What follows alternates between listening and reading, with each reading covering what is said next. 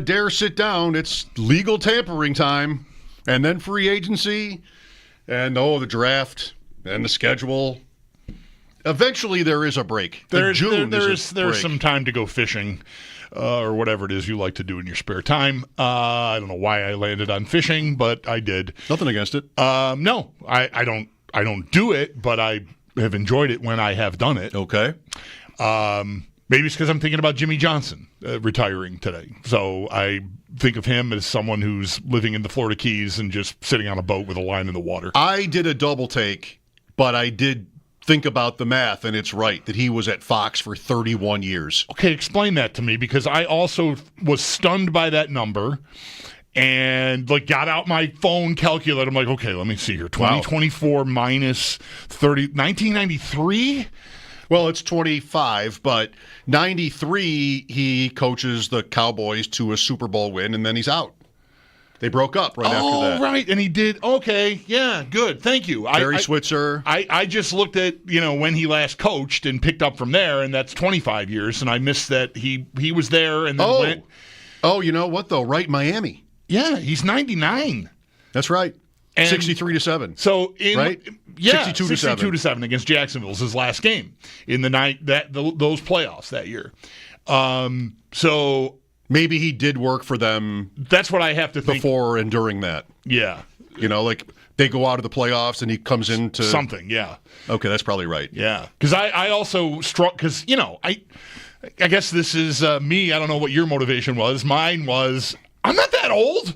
To some degree, I'm like 31 years. It makes you think that he's been retired for that long, which he quite hasn't. He hasn't been retired for quite that long. Right. So it's got to be that. I didn't. Like Matt Ryan, for one, goes into the booth before he's retired. Like the season ends and then he's there. Guys like that. Right. Maybe J.J. Watt did that. I don't know. He's there now. I didn't go through Johnson's bio thoroughly enough to see if he debuted there, but that timeline would make sense. When he was out in Dallas, maybe he did some studio work there and then ended up going back in. Because it was kind of surprising when he went back, because he sounded like when he left Dallas like he was going to be very happy just being on a boat for the rest of his life. So it would make sense if he dabbled in TV before getting back into coaching. So that timeline makes sense then. So, right, June is kind of a break. Sorry, didn't mean to get off on a Jimmy Johnson tangent so early anyway. Did you watch much of the Combine? I was out a couple of times on Friday and Saturday, and it was on where I was. At one point, I think on Saturday, I did turn it on for a bit, but I didn't. I mostly followed along on Twitter with the freak show that my safety dude from South Carolina, Emin Worry, put on. And that was Friday. Okay. And then I thought I was going to see Milroe do some stuff, but I don't know, maybe somebody changed the channel in the bar I was in. But I saw him throwing a football and thought, he's going to do some drills. And then I never saw it, so I don't know how that went. I know he didn't run, which I was bummed out about because I thought him running would be a story if he ran a really fast time. And, I'm rooting for him to get picked in the top 16. For money. So that you can win money from me. Top 16. And I like the idea. I mean, I made the bet because I like the player. I like the prospect, and I like the idea of some team being intrigued by his skill set. You know who Lance Zierlein is? Yes. He did a mock draft today. Did you read it? I did not. He has Shadur Sanders going 29th. Yeah, that's tough for us. Jalen Milroe in the top half of the first round bettors. Dart, it sounds like, could go mid first round. I saw him a little bit on Saturday. He's got the good name, good face. He's kind of all set. Jackson Dart, that's a guy you'd want. Mm-hmm. Looks like a guy you'd want, right? It's tough to watch. I'm interested in the results too, but I was with a group of guys on Saturday with it on as well, and you're watching the guy run, and it's like 4-4-1. Oh, the next guy runs, it's like 4-4-3. Oh, right. I heard Steve and Chris on my way in on One Bills Live talking about a video that they create on the Combine show that airs on NFL Network, where they will superimpose all of the players at a certain position, say like running back or wide receiver, and show their 40s all at once, and the separation is just so minuscule. Right. There's just not a lot of. Very rarely do I watch one of those things, even like the record-breaking run from last year with Xavier Worthy, and think wow, that guy's really flying.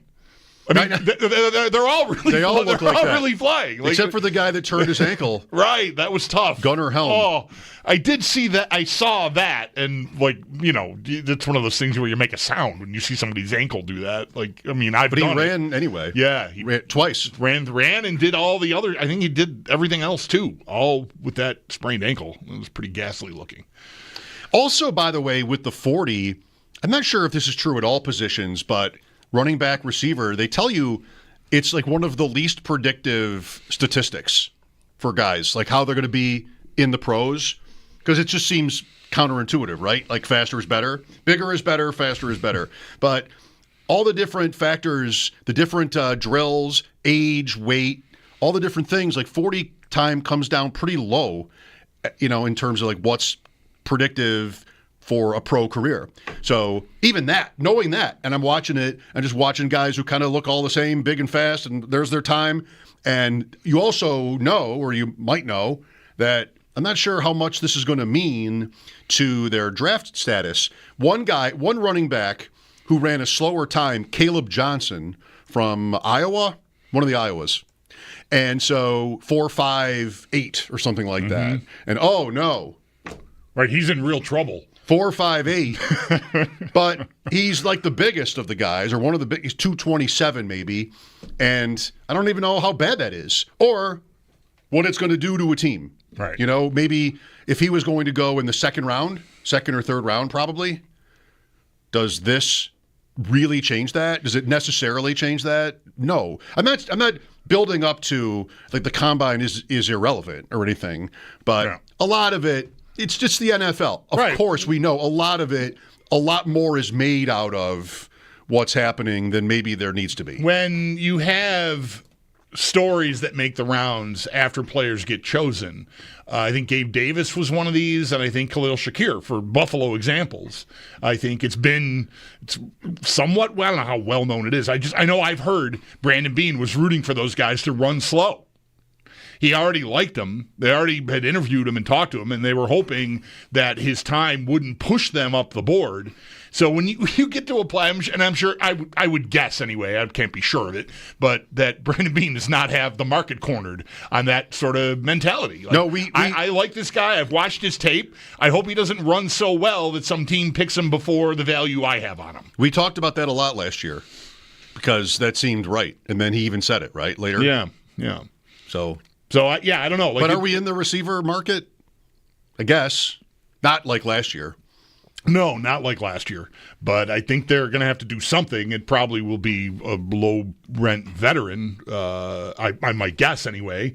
But that all kind of depends. Like I've said a few times, if they swing big and make a Myles Garrett trade, I don't want to say I don't need a defensive tackle too. Maybe that would be a great 1-2 punch if I can nail down a huge upgrade like that and still use the 30th pick on a defensive tackle. I did see a mock draft today from PFF that had Kenneth Grant there at 30 for the Bills, and that was the pick that was assigned to them in that mock draft exercise.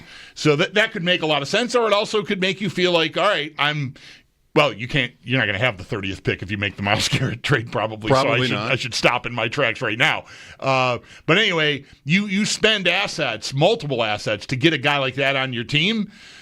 That might bring receiver back into the mix with a day 2 pick or something for them, because they're still going to have.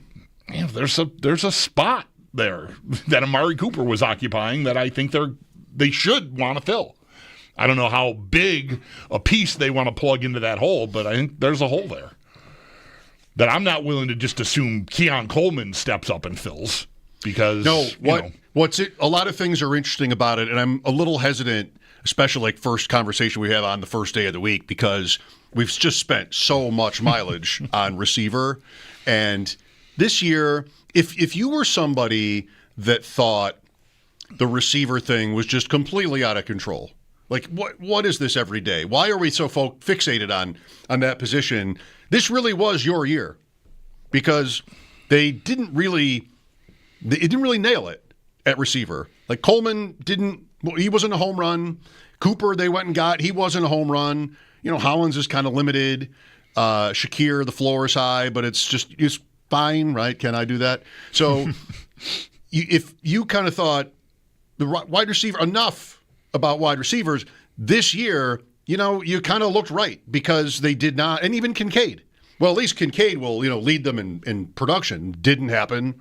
So nobody really shined, but they won 13 games, and it's not why they lost to the Chiefs. And they scored a ton of points doing it, too. Right. Franchise record, right, in scoring. So that was last year, and now we go into this year, and I feel almost the same way. I think it's less likely that they draft a prominent wide receiver in this draft, maybe Saturday or even maybe Friday. But I think last year that felt almost like inevitable because of how that season ended and just, all right, you've waited long enough here. Let's go get a wideout. And Diggs. And the Diggs trade had been made by then, of course. Right. And the caliber of the class, too. Like it was a good year for our perceived need of theirs, and a lot of their fans, I think, felt the same way. And there were a lot of guys to talk about. Like it was a good class. It was thought to be one of the best receiver classes, very deep, and therefore you got an opinion on this guy, that guy, this guy, that guy. I mean, we went around and around. I loved Keon Coleman last January, and by March I was like, I don't know. not crazy about him as an idea. You had enough guys there that you could pick 2, 3, 4. I ended up on Worthy by the end, and that that didn't go well for me. Well, it did and it didn't. It didn't go well for them. Well, right. I didn't get what I want. I didn't get the result I wanted. Liking him doesn't seem so bad. Right. No. So how hard – I'm really – let me say this and then say the next thing. How hard do we need to work this time around at that position? And the class is seemingly very different than last year, although not all those guys were great, as it turned out. That's to be expected. But how hard do we want to work at the Bills? Which one, how much are they going to pay? Like, how high in the draft will they do it? All that kind of thing when they just had that season. And sure, they'll probably draft somebody or sign somebody, but that doesn't have to amount to something that looks really different than last year. They will still want Coleman and Kincaid, 2 recent investments, to blossom. And they're not going to do that by replacing those guys. So I think that's still going to be a priority. And I would think that they are confident enough. I know how they sounded about Coleman, but confident enough that they'll want to make that effort. The thing with them, wide receiver is a microcosm of it. And it's because it's been, how do you want to draw the line? 5 years now, or 6 even, 6 playoff teams in a row, 5 division title teams in a row. And the same story every year, like losing in the playoffs. And, okay, so this year I have needs. Maybe receiver is one, defensive line, defensive back. I've got these needs. And there are times when I just think, is it going to be different? Like, everybody seems to agree, defensive tackle, right? Kenneth Grant, that other mock I mentioned earlier, the guy's name is Walter Nolan from Ole Miss. Yep. It makes sense. Can you get yourself to a place where you go, okay, now they're all set. Like next year will be different. Now next year they have this, even if it's an edge rusher. Oh, well, they don't have like a big impact edge rusher. Yeah. Okay, so let's say they did. Even if it's Myles Garrett. I mean, that's quintessentially what that would be. You can't, maybe it's the difference. Maybe something else that we wouldn't be talking about is the difference. We won't know for so long. Right. And last year there was that. Receiver was really fun to talk about. The Diggs trade was kind of shocking. And, Davis leaving too. Okay, I can play around with this. I've got 10 to 20 names even that are realistic for me. Yeah, draft, trade ideas. Yeah. So much. It was all there. Yeah. And this year, it's very different from that. And they just had like a record-setting season without, scoring, if you will, in that area. So, I mean, every day can be different. And today has been a day for me, really the weekend with the combine. Like, okay, the Bills need players. They're going to draft guys. Is this really going to make it feel like things will be different this time? I don't know. It's still Allen. It's still McDermott. There's still Mahomes. There's still Lamar. Like, I don't know what they'll do that will sort of be convincing to me in this way. Yeah. Next year, there's no way to know. Yeah, I think an established player like a Garrett or a Max Crosby or, I mean, I'm hearing Michael Parsons' name. I don't know how realistic any of that is. It seems possible, certainly. I still think Garrett will get moved. I don't know about the timing. It could be June before he gets moved, or July, who knows. Or even camp, you push it into August if you want, when it really sort of gets to a crisis point for the Browns, if it goes past the draft. Like, once you get past that signpost, there's no motivation to get assets that you're going to use in the 2025 draft because it's over. So that's why I mentioned, like, it could kick the can all the way to August at that point if something doesn't happen before then. But you get somebody that is established, I think you don't have to be right about it, but you can feel, I think, more like, okay, there's a difference-making player. And no, I'm not going to know until probably the middle of January or later whether or not it provided me what I really needed. Because if I'm on the same sort of collision course that I've been on the last 5 years, I'm going to maybe need to get past the Chiefs again in the playoffs. And is Garrett going to be able to do, or Crosby or Parsons or whomever, Khalil Mack if you want him, going to be able to do what Von Miller was brought here to do 3 years ago and couldn't do because he got hurt, which is close out a game in the playoffs against them. Get me a 3-and-out and get me the ball back so I can kneel it out, or I can go down and get my field goal and get out of there. That's to me a very different idea. Again, you don't have to be right about assuming it would be different, but you have a track record. You've got established players. So you bring that in and you feel like I'm closer to having what I need.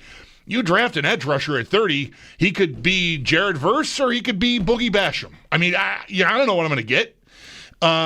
So that is sort of, that feels more speculative, whereas, like I've said a few times, you swing the Garrett trade and then you want to just run everything else that you had back there back next year.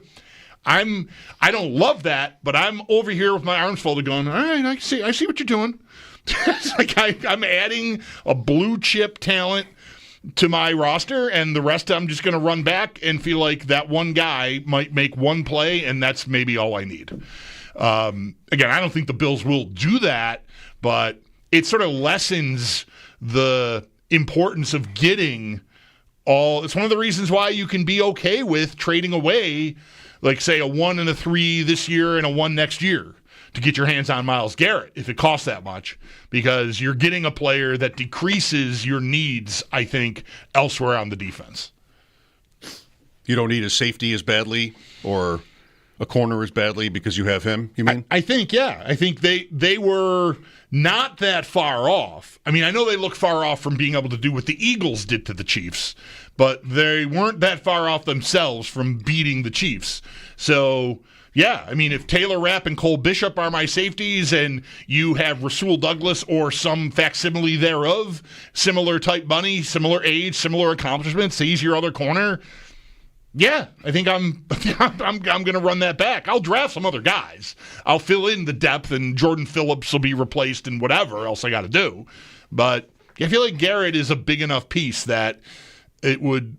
So, and that's one of the reasons why I feel like receiver, if they perceive it as a need, I wouldn't rule it out early, because I think if they fill a big hole on defense, they might feel compelled to get Josh something else to work with over there. The only reason, or the number one reason, why I just would not expect receiver in the first round is because they've just done it twice.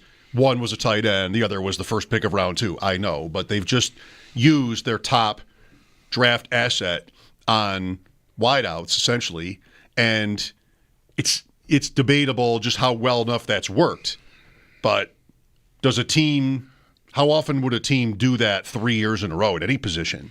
Like, that's why I'm not expecting it kind of at all there.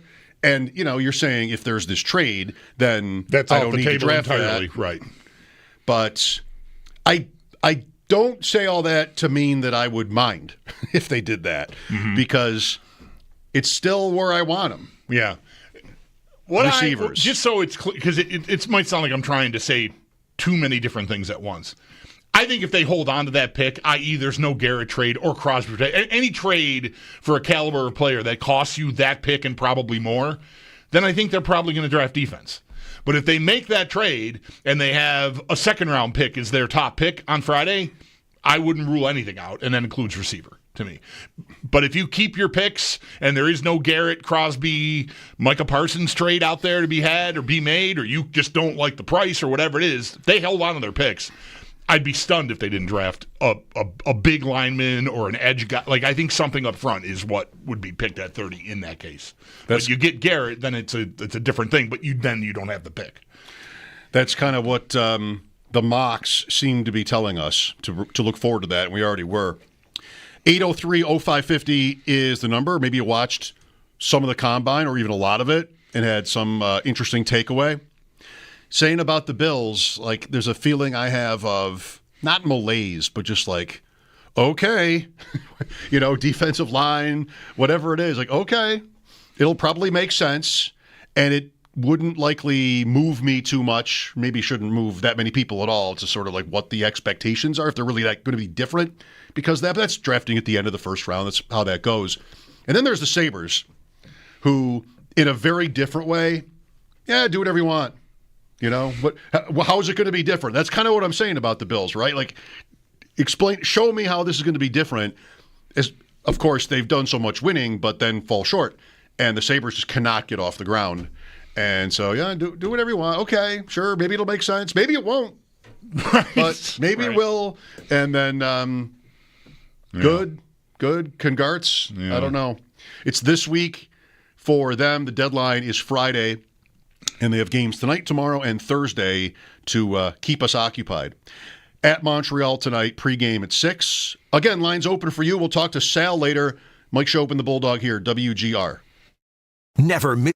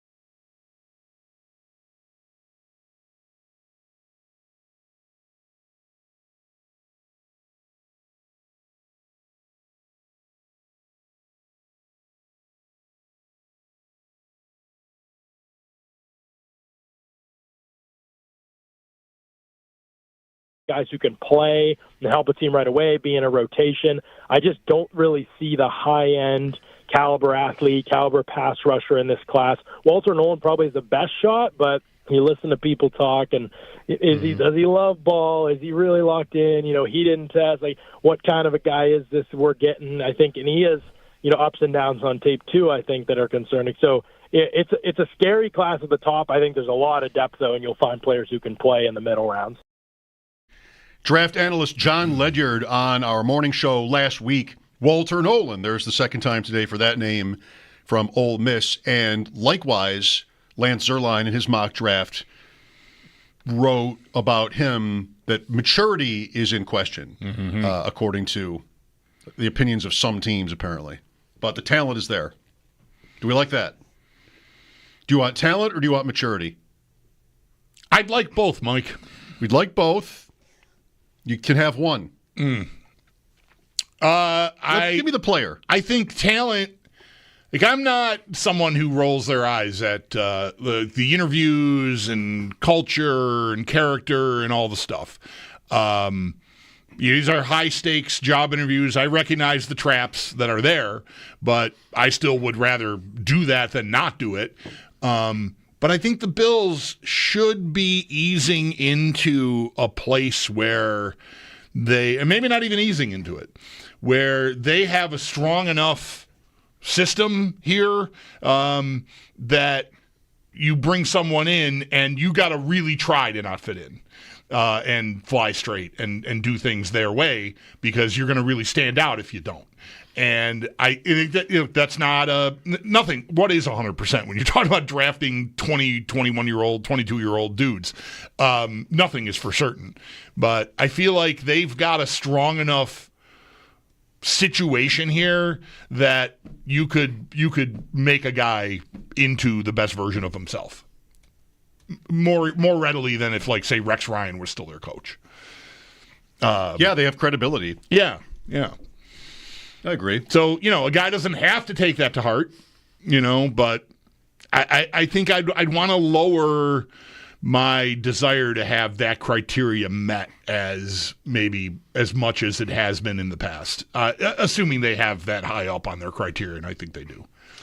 And I think most people see this the same way. They've evolved to a point where they just don't have many guys that are elite, like top 5 at their position. I would say it's up to 3. Allen for sure, and then it might be Dawkins and it might be Benford. But I don't think they have any. Is there somebody I'm missing? I don't think they have any. Maybe Spencer Brown deserves some credit. So they're really good at tackle, but they just don't have as many stars or, great players. So how do you fix that, improve upon that this year? Well, it's not easy when you draft 30th, but I think this is kind of what you would do, is you think about it in terms of talent. And maybe then in a couple of years, one smooth free agent move, one trade, 3 or 4 draft picks, in maybe a couple of years you can be at a point where you're back. Because they did have a list of guys when Hyde and Poyer were in their primes, and I don't know if you wanted ever Von Miller as a Bill, but Diggs, of course. Like they had Trey White, Milano at his peak. What's that? Like 7 or 8 guys that arguably were top 5 at their positions or higher, top 3 in a couple cases. And I don't know if you disagree, but that's not what it looks like now. And, all season. And they won 13 in another division and right. AFC Championship. And we're that close. So to their credit. But it's not saying much. I mean, everybody would want to do that, get as many top players, like the Eagles. That's the dream. And that, paid off for them. Garrett is, if it's doable, that's a step right in that direction, because he certainly is that. Sure, he was up for Defensive Player of the Year again this year. Didn't win it, but won it last year, and is still. You're looking at still good years there. Now, that road doesn't go on forever, but it is. Yeah, that's one of the very best players in the league. Period. Oh, at any position. Like, if you start talking about you run through your quarterbacks, but once you start talking about defenders, you're going to get to Garrett pretty fast. I mean, really, right? Maybe you prefer Parsons, maybe you prefer TJ Watt, but like it's a pretty short list, I think. So, yeah, I mean, it's a very compelling idea. I know how the Browns sound about it, and I'm still sort of expecting them eventually to do something. I said earlier already today that like the draft is a very important signpost for this idea. From a set the table for your offseason type of way for a team trying to acquire him, right? There is not enough. There's no assurance you can give me that, well, let's not draft an edge guy because we're going to make this trade in August. The Browns want us to wait till June, and we're going to be able to do it then. Like, that is, I don't want to live like that. So if the Browns want stuff to help them starting this year, and I don't know, maybe they don't.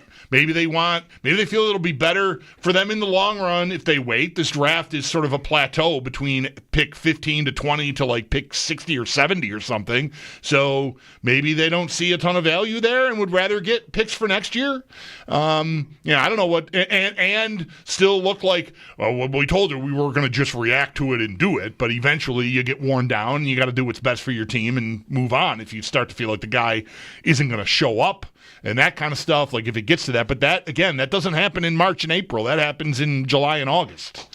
Yeah, the timing is tough on Garrett because, I recognize that teams say a lot of things that they, often maybe don't really mean. But they're talking more strictly about his status with them than sometimes happens. Like you could get, we just got to do what's in our best interest, just sort of these kind of platitudes. And it would not sound like the Browns, were even, they could go either way when you talk like that. This guy, though, Barry. It's defiant. He's defiant. Like, no, we're not doing it. He gets questions at the combine about offers and that, and he's like, I'm not even thinking about them. Just completely dismissive. So at the risk of being naive here, I think, like, how could he go and move him now? And if it gets to be the summer and Garrett holds out and they're just completely far apart, then he could change his tune. But that shouldn't need to happen before then. And so what if you're the other teams? I mean, can the Bills or the Commanders or the Eagles or anybody else just kind of wait that out? That's tough. That's what I'm saying. I think that is very hard. That doesn't mean you wouldn't still want a guy of that caliber on your team, but you've made other moves. Like you've done other stuff.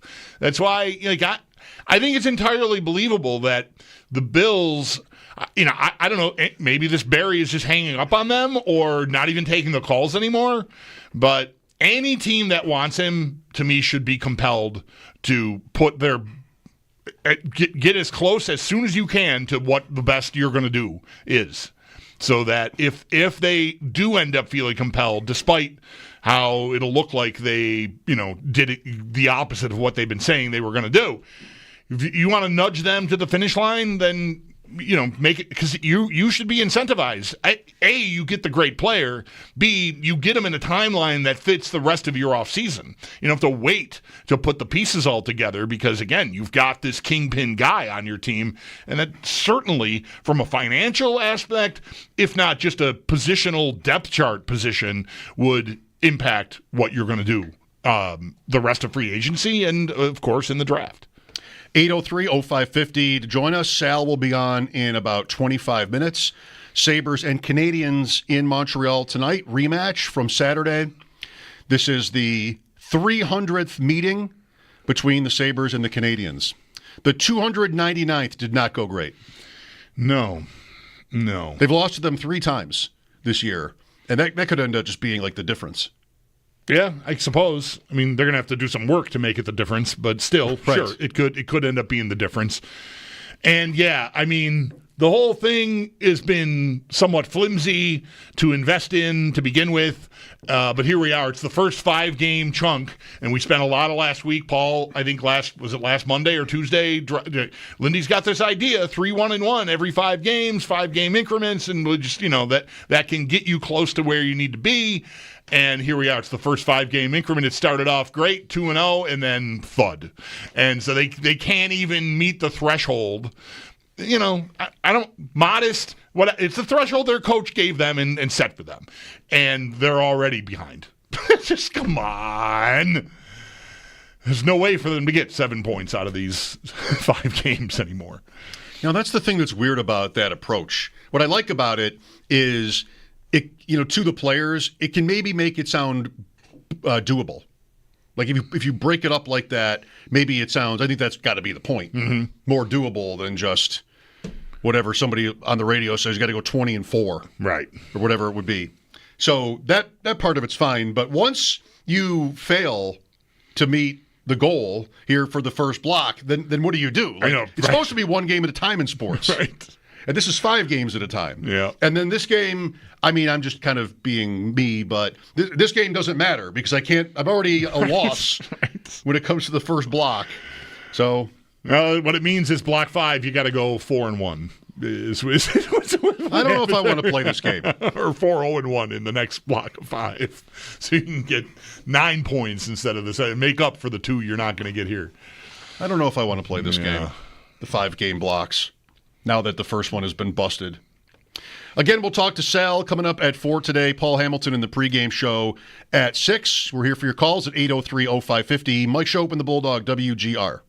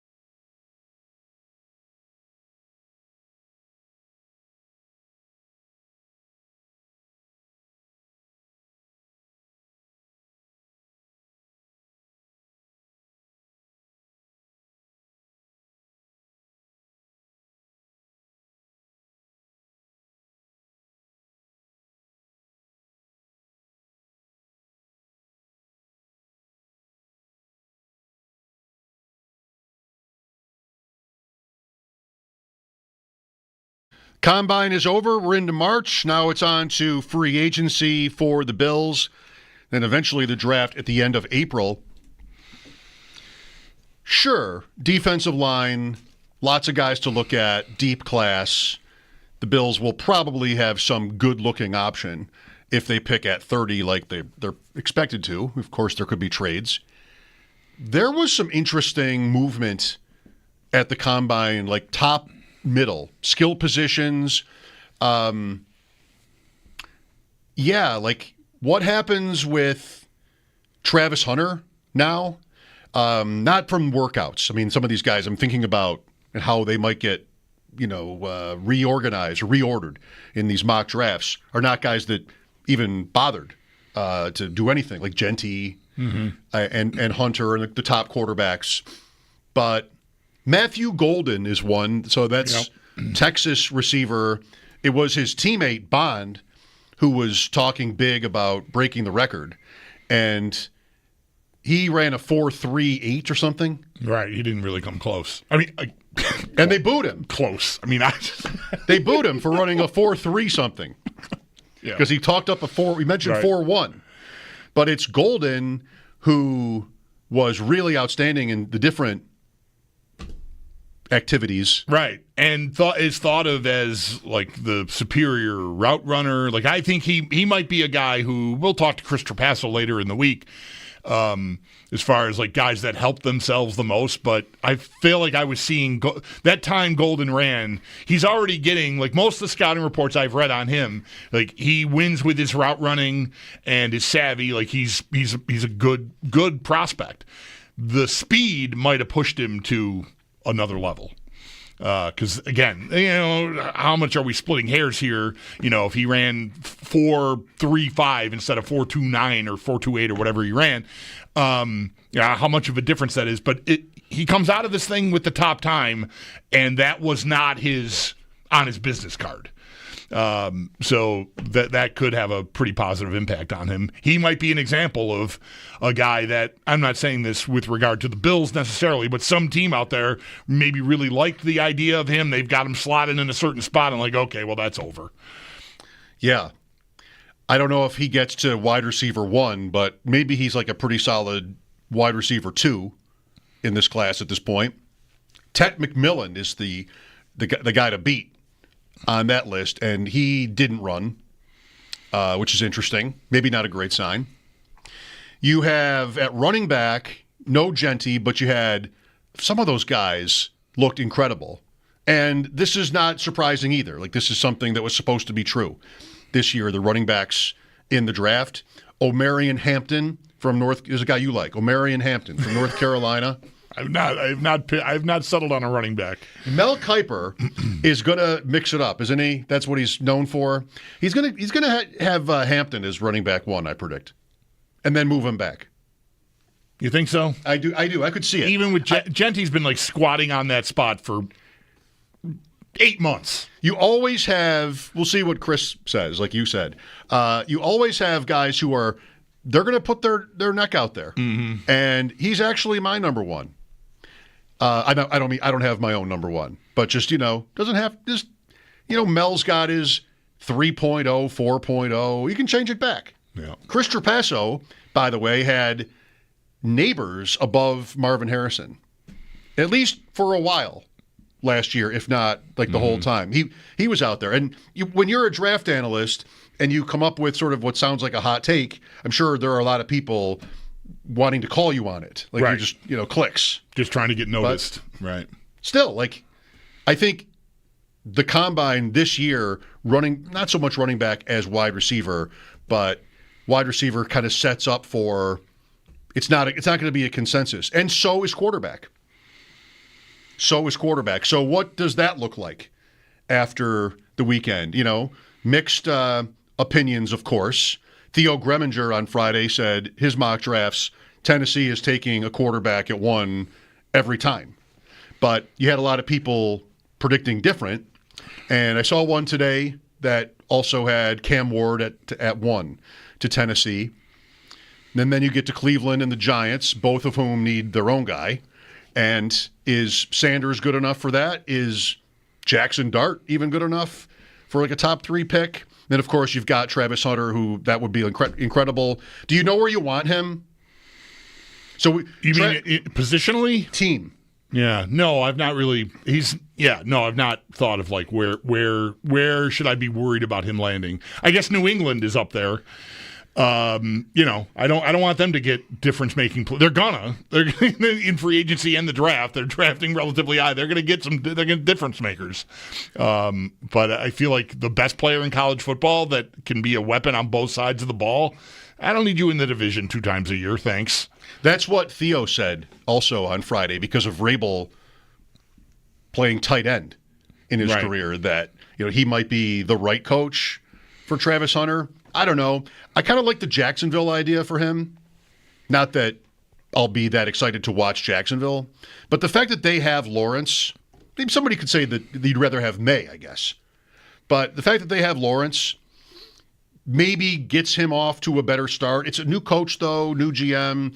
Would Jacksonville feel like they can, handle the scrutiny? Like if Hunter is only playing one position, or if he breaks down, whatever happens there, that might not be the best for a team with a rookie coach. I feel like any player, but I don't know why in my head this player, potential 2-way player, you go to Jacksonville and like we're never going to hear from you again. You're in Jacksonville, and I would take Drake May. I know this. Maybe this. I don't know. This is. I'm looking for clicks. I would take Drake May 100 times out of 100 ahead of Trevor Lawrence right now. And it's not entirely because we haven't seen May. We don't know what his ceiling is, and it may end up being below Lawrence's. But man, the money I'm paying Lawrence, I would much rather be sitting with Drake May right now. That doesn't have to mean anything to the draft pick, obviously, but I'm not optimistic for Jacksonville. I mean, the coach is a little odd, I think, and Lawrence, a guy that is that talented and has been in the league this long, there's a lot of excuses being made, and maybe he just needs the right coach, and maybe this guy will be it for him, because we've seen the difference that can make. Darnold, Geno Smith, whatever, guys that looked like busts as relatively highly drafted quarterbacks. Darnold certainly was, Geno not so much. But still, that they've turned their careers around. So maybe that's what Liam Cohen can do for Lawrence. But, man, 2 years ago, I was crushing on him, and I've just not been impressed with almost anything he's done since. Lawrence. Yeah. Sal Capaccio joins us after the update. We'll recap the combine. How do things look to Sal with the draft coming up in less than 2 months? Listen to me. It's right around the corner. It is. I agree. It feels like a little bit of a stretch, but it came out. Back with Sal. Sabres and Canadians pregame at 6 here on WGR.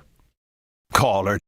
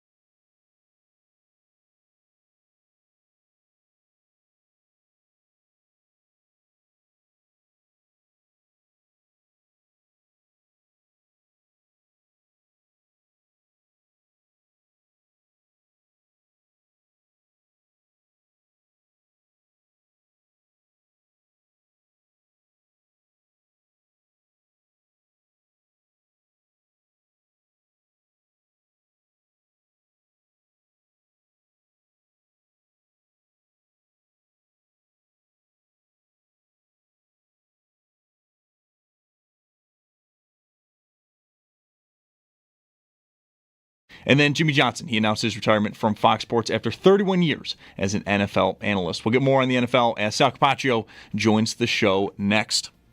Over to the Sabres, they're gearing up for the start of a back-to-back.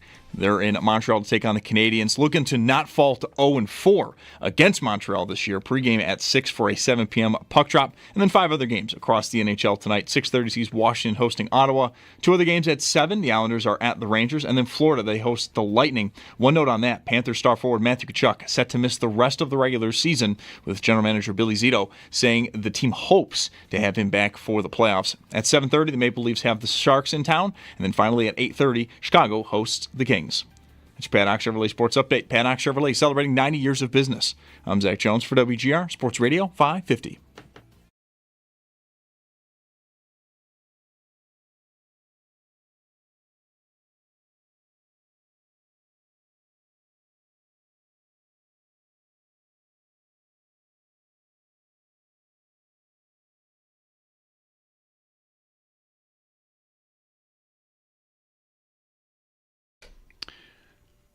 This year, anyway, we never really got into a conversation about Deebo Samuel. Last year, a little bit. Yep. Ayuk. Yep. Ayuk's name was mentioned again this weekend. Open to trading him. Yeah. I'm going to have a tough time investing in that. In general, not just as a Bills idea. Deebo, I I never really thought that there would be a fit there. Slot, whatever, the money. But when you see him get traded for a 5th-round pick, and it's a player that I have frequently described as one of my favorite players in the league to watch, you go, I wouldn't give. I don't care if there's a fit. I give Deebo Samuel for a 5th-round pick. I would do it, even though it probably doesn't make any sense. And you circle back to all the reasons why you didn't think there was a fit. But the price is just so non-prohibitive. It's just like, again, the contract matters and his age matters. Like, there's reasons to be concerned about him. He's had a tough time staying on the field. The contract isn't bad either. 15. Okay, well then maybe I'm thinking about a new contract. Yeah, there's an option they have. San Francisco eats a lot of dead money by this trade. Sal Capaccio with us on the Wester hotline. Sal, should we have had more conversations about Deebo Samuel? Obviously, he was gettable. I don't think so. It seems like he's not quite the same player. His style of play, I think, is worn on his body a little bit. He's 4 years removed now from that incredible 2021 season. I'm looking it up now. 1,700 yards from scrimmage that year. Crazy, right? Yeah. 1,400 receiving, 300 rushing, close to 1,800 yards. He did have over 1,000 yards, 1,100 a couple of years ago, but it just seems like he's not quite the same player. And I think given the age, the contract, and, if you're going to trade for him, you're probably going to give him a new one. I don't think that was quite the fit now. Maybe a year, 2, last couple of years, something like that, but nice player. I agree with you, Bulldog. I really like him. Like he's a football player. I love watching him play. Yeah. But I just don't think he was quite the guy at this point that we'd be talking about now. Well, you referenced his style of play, and it was a reason why I sympathized with him when he got that contract. And there was, it made sense to me that he be reluctant to be used the way he's used because you're gonna wear out. Like however tough you are, like if you're being asked to carry the ball 50 times, however many times a year they were leaning on him to do that, like you are exposing yourself. There's a reason why like running back shelf life is tough. So as a receiver, I always thought that was a tough spot for him because you're almost your own worst enemy. You're such a dual threat that you're valuable enough and you're a football player. You want to play, however it's going to help the team, but you're taking money off the table ultimately, I think. Yeah, I agree. And, it just seems like that's part of the reason why he's probably, getting moved for a lower price because both sides probably agree that he's more on the decline. And then you look at the age, look at maybe they have to pay him. I remember when Treylon Burks came out, and we had a lot of talk about him. Remember that? Mm-hmm. And it was the same kind of conversation. Now, that completely didn't work out, right? Treylon Burks has basically been a bust for the Tennessee Titans. But after watching Deebo in 2021, I think many of us, probably in other markets too, were like, oh my God, get me that type of player. And Treylon Burks was really kind of a bigger version of Deebo Samuel in a lot of ways, and I really liked him too. But that didn't hit for whatever reason. I mean, I don't know, it just didn't. But there was a time for that. I don't think now is kind of where we are landing, as far as the Bills are concerned. Burks, the 6th receiver picked in 2022 at 18 overall. That's the A.J. Brown trade. Right? The Titans trade A.J. Brown for that pick and then choose Burks. Kyer Elam goes a few picks later. Yep, Deebo Samuel, wide back. He was going to change the game right in this way, but I'm not sure that's really taken hold. Washington's a great spot for him or anybody like this, though. You think that might be kind of perfect. All right, Sal, any general takeaways from this combine? With the Bills, of course, we've talked a lot about defensive line, and seemed like there was plenty to like there. Yeah, it's a deep group. We've known that it's been a deep group. I don't know. I mean, there's a couple of guys near the top. They're going to go at the top of the draft, but otherwise, I think it's really going to be a what do you prefer and who do you think can be an impact player immediately. And I'm sure the Bills would like to get their hands on somebody like that, but I just think that they're still more in the mind of and need to, get somebody they're more sure of. And to me, that comes via trade or free agency or something like that. But certainly there's a lot of guys here who can help, and maybe that comes in the form of you have 2 second-round picks, right? You have a third-round pick. Maybe that's where something like that. The big, I think, takeaway from me from the combine is there's lots of speed in this year's draft at every position, it seems like. Now, maybe not the top-end speed that we saw from Xavier Worthy and, the guy that said he's going to break the record he did in Isaiah Bond. There's still plenty of receiver speed and maybe not as much there. But like linemen, right, and linebackers, DBs, there's some DB speed in this draft. Linemen, their speed. Like, these guys are just athletes now. They're all so freakish. And to me, I always have to think about, okay, that is true. How much of it, too, is specializing in preparing for this and preparing for the 40-yard dash and making sure you have these good testing numbers. I think these are real good conversation in front offices, right? Which is these guys are testing really well, but they already know the answers to the test, to be quite honest with you, right? And how to go about this. There's so much sports science. But I do think that football in general is now seeing so many more people and these bigger guys be freakish athletes who can do these things. You mentioned in the course of that there, I just don't want anyone to be confused. The Bills have 2 seconds and a third. They don't have a third, right? They traded the third to Cleveland for the Amari Cooper trade. So the 2 seconds is correct, and then they've got 2 fourths and 3 sixths round picks. As I'm looking that up here quickly. How much sale? And by the way, Bulldog, they could get another fourth, most likely fifths, though, with the that has not been announced yet with the comps. We'll see where that goes, but they're going to have a lot of draft capital. You're right to point out the third, but I think the point is, and with or without the third, the point is, I think there's going to be D linemen that go deeper into this draft, if that makes sense. Right. No, I got you entirely. Yeah. How much, if at all, this is draft related because it's asset allocation, how much have you been investing in the idea of Myles Garrett? Like, it might take a lot of work for an observer of the Bills, or really an observer of the league, to get there. The way the Cleveland GM Barry sounds about the idea of trading him, I mean, he's very dug in publicly here. Last week, the biggest development, I guess, late in the week was news that Garrett was not open to signing, newsflash, a lucrative extension with Cleveland. How aggressive do you think the Bills should be for a player like Myles Garrett if he ends up, actually being available? Extremely.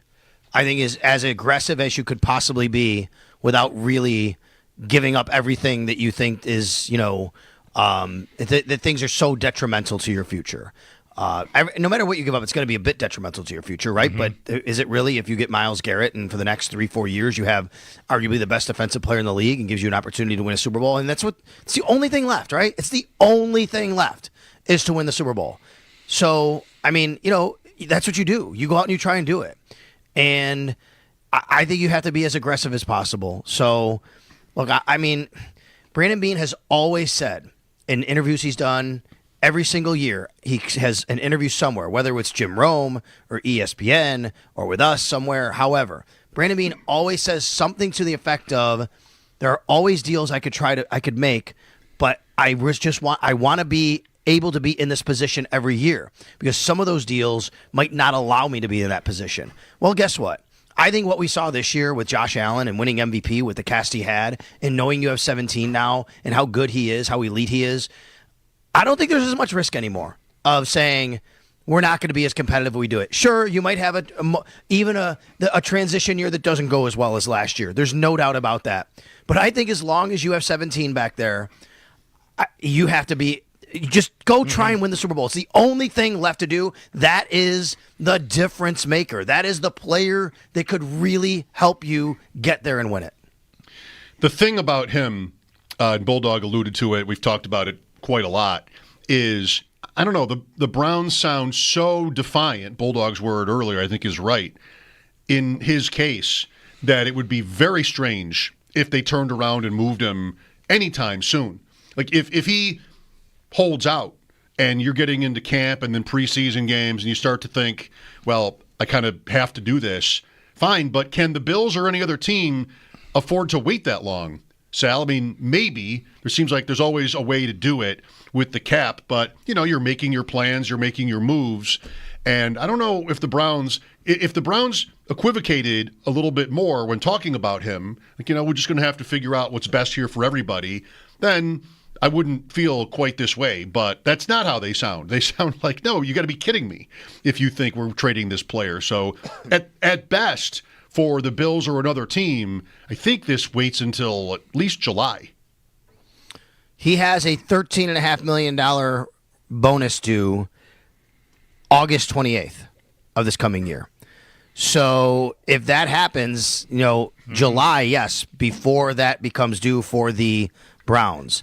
After that, now that's taken care of by the Browns. So the new team wouldn't even have to deal with that, right? And the Browns would. I'm sure they would want that on their books. Because to me, I think about, does this even look like a trade deadline deal? If you get into the season, he is holding out, he's not playing. Now suddenly, basically, a team, you'd have, every team get him for the base salary, the proration on the base salary, which is nothing. It's almost minimal. It's minimal, basically. The only thing that any team is kind of responsible for this year, if you get him in the offseason, is if you do it like this week, it's basically $18 million. If you do it after this week, it's going to be $13.5 million. Great, fine. Sign up for that immediately. I will tell you, if you do it after this week, but before the draft, because the Browns say we want something draft time, well, you can also make moves and make somebody a post-June 1 cut, and that frees up money as of June 1st to help pay for Myles Garrett, right? Something like that. So maybe if you wait, but I don't know how you execute it. There's a lot of different ways that you'd have to go about doing it. It is a tough needle to thread. There are ways to do it for all the teams involved here and all the people involved here, no doubt. But you're right, Mike. I mean,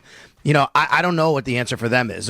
There's two parts to this. It's every team that wants him and what they're giving up, and it's the fact that the Browns are sitting there going, we're not going to trade him. And then what do you do? Do the Browns wait until after the draft and go, because then nothing they get is this year. They're going to have to wait till next year for any assets to pay off. Yeah, I really wonder. It really comes down to how much you believe their GM.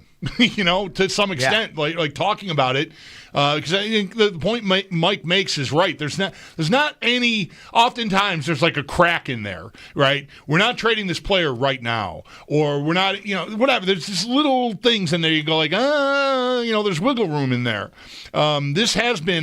Mike mentioned it. I use the word defiant, but even with that said, I feel like in pro sports, how do you do? You just do it, and then you stand in front of microphones and say, they gave us 2 number ones in this player, or 2 number ones and a 3, and these are things that are going to help. You just spin it forward, how much this is going to help the reboot of the Cleveland Browns, the post-Deshaun Watson. Not that I would expect them to talk like that plainly, but that's ultimately what they're trying to do, is like reboot the franchise after this debacle that they took on with Deshaun Watson.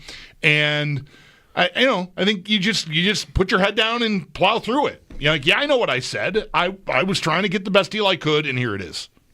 Yeah, and listen, in Indy, at the Combine in Indy, I talked with a few different media members from Cleveland who believe they should just start over again, tear it down, start over again, get as much as you can.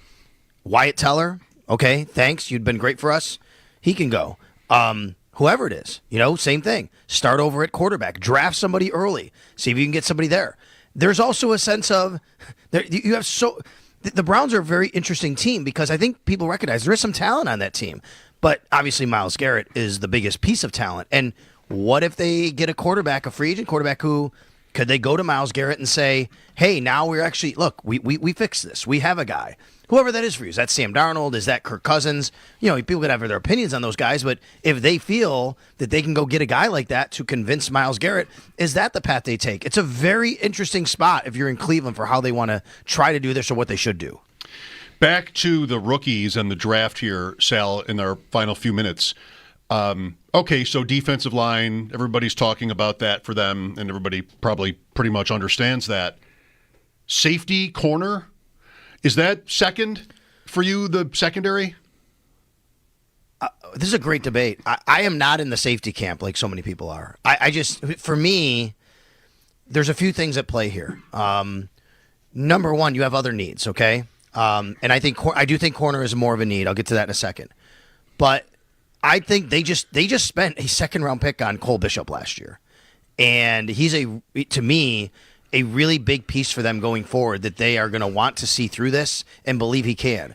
And I know that Sean McDermott talked a little bit less about, it seemed a little bit more questioning. I don't think he was doing that. I think Sean is he's always the kind of guy that doesn't want to hand anything to anybody. He wants to make sure that guy shows up, puts the work in, does everything he has to do to play. And from everything that Sean McDermott and Brandon Beane has said in my own two eyes, I can tell you, him missing that time last year at the end of camp just set him back so much. And this goes back to what I've always said to you guys, and we know this when we talked about DeMar last year.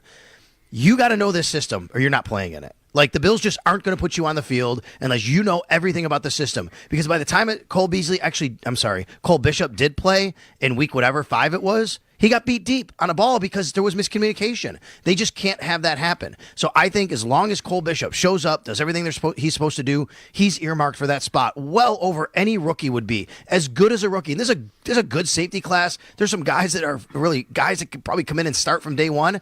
I just don't think they can start for day one for the Buffalo Bills because of their philosophy. And Taylor Rapp is good, by the way. He had a really nice year. He was very much relied upon, and he signed to a very nice contract for the Bills for the next 2 years. 3-point-something million this year, $4 million the year after that. That's a nice spot to be in. Now, they do need safety depth. That's not somewhere you go early in the draft. But yes, Mike, I think they do need safety depth as you go along. They could also get that in free agency. I think corner is a much bigger need for this team because I don't know who the second starting cornerback is right now. I could sit here and tell you I love Jamarcus Ingram. Am I ready to tell you Jamarcus Ingram should play 17 games as a starting boundary corner on the Bills? I'm not so sure about that. So and we all know Kyrie Elam where that's gone right now. So I think corner is a much bigger need. So secondary overall, maybe I would say that, yes, because of corner. I just don't think it's got to be safety.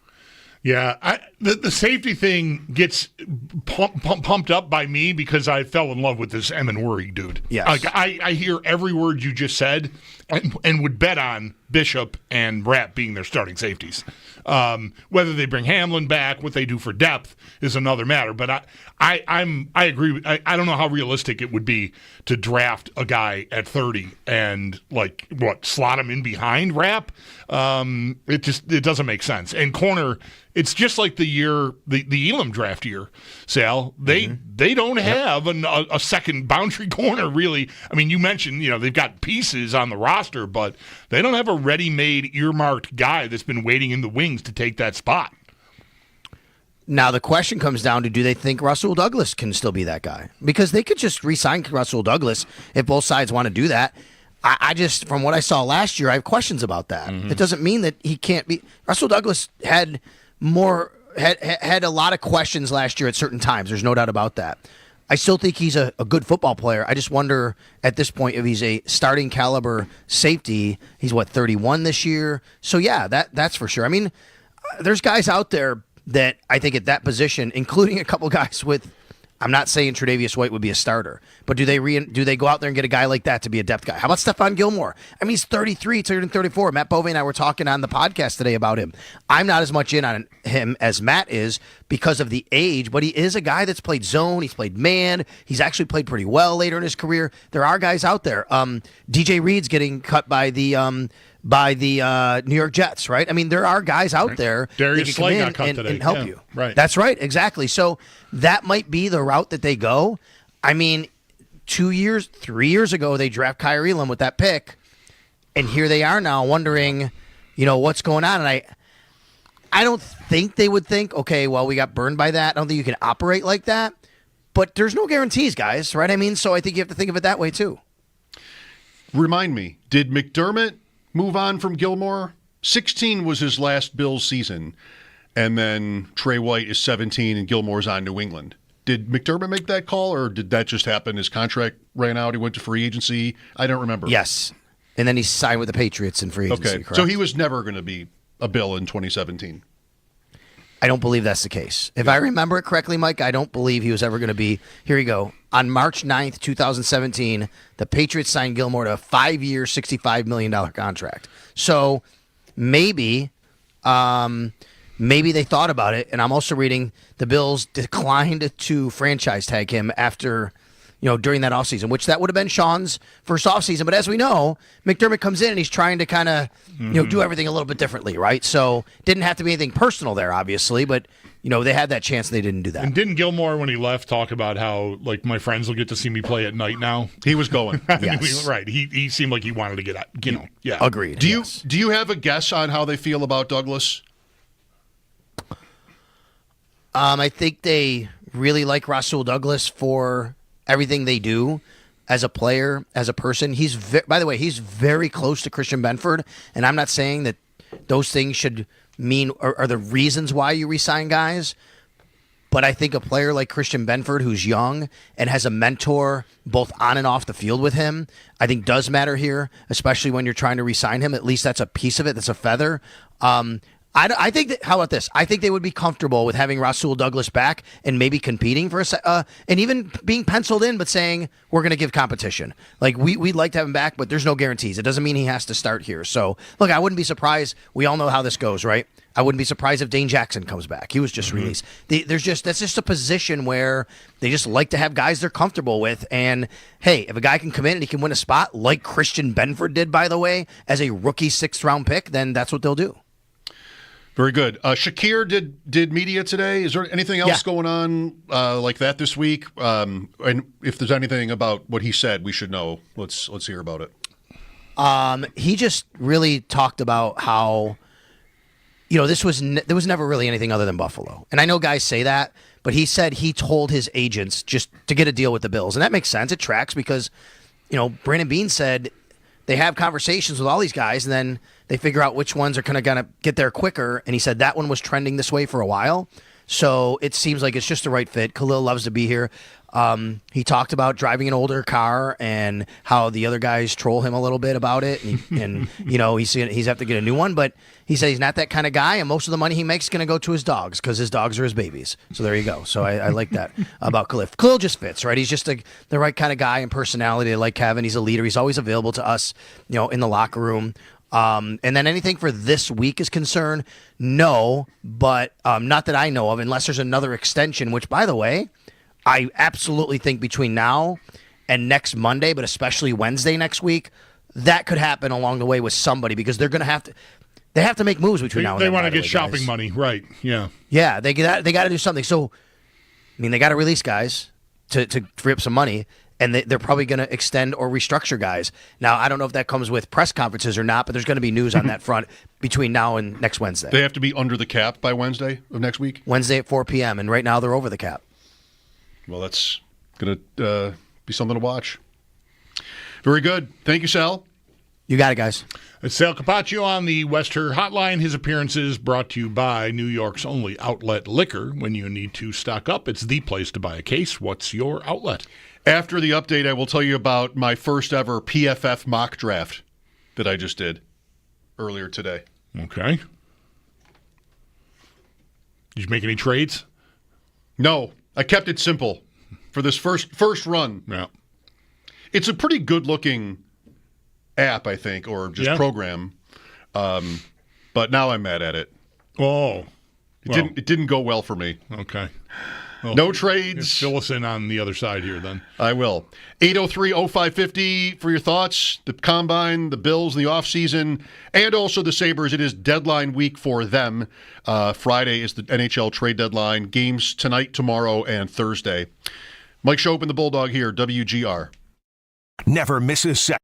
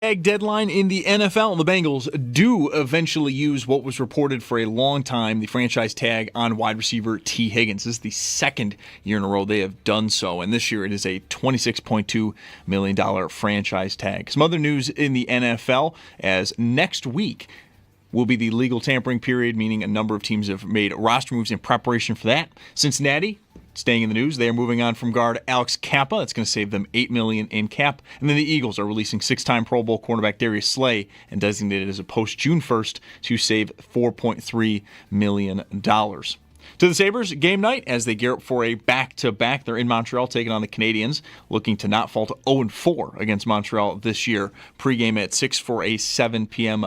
puck drop, and then 5 other games tonight in the NHL. 6:30 sees Washington host Ottawa, and then 2 other games at 7. The Islanders are at the Rangers, and then Florida. They host the Lightning. One note, though, for the Panthers, star forward Matthew Tkachuk set to miss the rest of the regular season. General manager Bill Zito saying the team hopes to have him back for the playoffs.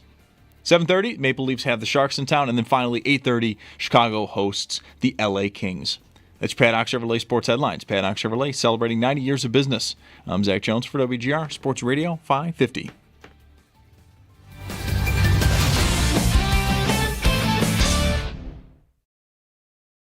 I started playing football when I was 7 years old, so and then as you go on, you see, social media and your favorite players growing up and see them get extensions and stuff like that. And then now I was involved in those talks, and then just to kind of see it all come together before it was announced the night before is when it was all right, cool, got the final call. And it's just been a crazy feeling since. I don't really know how to feel. Obviously super excited and stuff like that, but it feels surreal. Khalil Shakir speaking today. Mike Schopp and the Bulldog WGR at 803-0550. If you had a player maybe you watched over the weekend at the NFL Combine that's interesting to you, we've got free agency coming up, and we'll see what the Bills can do into March now. So as Sal just pointed out with us, they've got to be under the cap by next Wednesday, and, this league is always moving. My mock draft at PFF, I've seen many people use this mock draft tool. I never have until just now. And I didn't realize that I only had it set to go one round. Oh, you wanted to go deep, huh? I will next time. It was just sort of a quick thing to do. Okay. So trades. Does this has players ranked? You just with a you don't need to know. You don't need to fill in names. No. All right. Okay. They had recommendations for me. Yeah. Right. When it came to be my turn. Can you tell I'm not a big mock drafter? Yes. I'm admitting. I knew it. I would assume that to make something like that functional for the average fan, not that necessarily describes you in this instance, that you. I'm close to average when it comes to me. Don't need them to dig through who should I pick for whoever at 26. I think last year I knew more than I know this year about the draft because it's receivers and now it's defensive linemen. Yeah. It's early, though. But it's early. But you're more attracted naturally to the receiver conversation. Well, sure. I mean, I'm hosting fantasy podcasts and trying to figure out, even just this morning on ADP chasing, which guys go up, which guys go down. Not a lot of room and conversation about the 320-pound guy who ran under 5 seconds. None. Right. We don't care. Right. No offense to anyone. We don't care. But, yeah, I think that's probably true. Anyway, not knowing that many names, I picked your guy, Emin Wari, at 30. Oh, well. And I got a D. Does that sound like a D? No. Well, what factors into the grade? Need? Yes. Okay, well. They wanted me to pick. We just talked it through with Sal. I'd be, as much as I love this player, I would love it if they did it. I don't know about defending it as, the best idea. I mean, the guy could smash, and that makes it a great idea no matter what, but it is not their most glaring need at all. They've got 2 guys that should be, right now, your starters. If you wanted to try to improve on that, that's a whole other thing. But they have other spots where they flat out need guys to probably step right in and play. Let me see if I can make an argument. They say on this player that he's like a Swiss Army knife. Mm-hmm. So Milano getting older, I might, maybe Taron Johnson plays a little bit of a different role if I'm going to be getting run on. I might not just have him on the field for every play. I mean, he's a fine player. With this guy, I can get creative. And if the defensive line depth is so wonderful, then I could pick 2 in the second round with my 2 picks in the second round. And like you've said it, pick 20 to 60 or whatever are kind of the same. This guy may be special. Yeah. And when it comes to the line, maybe I can do about as well with my second pick. How's that? I like it. I think the one thing that's left out of there is the value of this player right now after that combine show. Like I'm going to be surprised sitting here right now. See, a lot of things can change. If a guy that is being described, the team's view of this has to line up, but. You tell an NFL team, you tell an NFL team fan base, hey, we're going to draft a guy that tracks to be your version of Kyle Hamilton. You're picking him at 12. You're picking him at 15. You're picking him at 20. Some team between, where it's unreasonable to say this guy goes like top 5, say, or something, and 30. I just can't imagine some team is going to be just seduced by, 6'3", 225, jumps out of the gym. Oh, my God. I can play him everywhere. Blitz him. He sounds like a dreamboat. So I can't believe he's going to last that long. But if he were there at 30, I would definitely live with the Bills. That may be true, but he was available in this. Well, you were in charge. And you would have taken him too. Maybe. I know you don't think they need a safety that badly, but I got a D. This is just tough to look at. Draft rank bottom 5% of Bills drafts. Congratulations, everyone else out there drafting Bills drafts at PFF.com. I just pumped your score up by coming into the bottom 5%. But you said he only did one round. One round. Is that, are you being penalized for not using the rest of your picks? No, because, not directly. Okay. Because my overall draft grade was a D, because I got a D on my one pick. The one pick, right. So my D grade comes in bottom 5%, which that's good. That restores your faith in people. Well, see if you can arrange it if you're going to do another one of these, but you're going to do, you're going to do all 7 rounds or maybe all 6 because the Bills don't have any 7th. They've got a bunch of 6th. Anyway, maybe you can pump that up and get back to us. Right. you strike gold and you have those 2 second-round picks. That could be a very valuable spot for you to make your grade up. I have to figure out how to get all the rounds. 7 rounds. All right, I'm going to do that right now. Well, while you're working? Maybe it shouldn't be right now. My favorite thing when I've reset it now, it's starting over. My favorite thing that I saw on the one I just did, in the terms of the first round, was that the running back Genty went to Atlanta. That might be the funniest possible outcome for him. Yes. Is after Pitts and Bijan and Penix. I mean, just Bijan alone, and he's good. If they go to a running back in the middle of the first round, the running back. If you want to dance on this, I will always do it. What? For clarification here, the computer picked the other teams. Yes. You just made the Bills pick. Okay, got it. All right. Then you didn't manipulate it so that Em and Rory would be there. They didn't see fit to pick them earlier. Okay, got it. Yeah, I didn't. I think I clouded that up on you. It was nothing you said. It was my own okay mess. So I'm just cleaning that up. Okay, so Genty, the computer picks Genty to go to it. What kind of grade did that get? I didn't see. I didn't look. I'd want to know. Because positional need, that doesn't seem to really make a lot of sense. Positional need sounds like an F. Yeah. Value the player, maybe an A at 15. Genty? Yeah. I started to say, I'll always be here for running back value talk anytime you want. It's not the Bills again, probably, with Cook, although if they felt he was really dug in on a contract, they could draft somebody else in round 4 like they did Davis, or 5, and then just sort of ignore Cook. But I doubt that'll happen. This year will be an interesting test, though, because, A, you have so many good ones, apparently, but that means what? That means better guys than usual will be available later.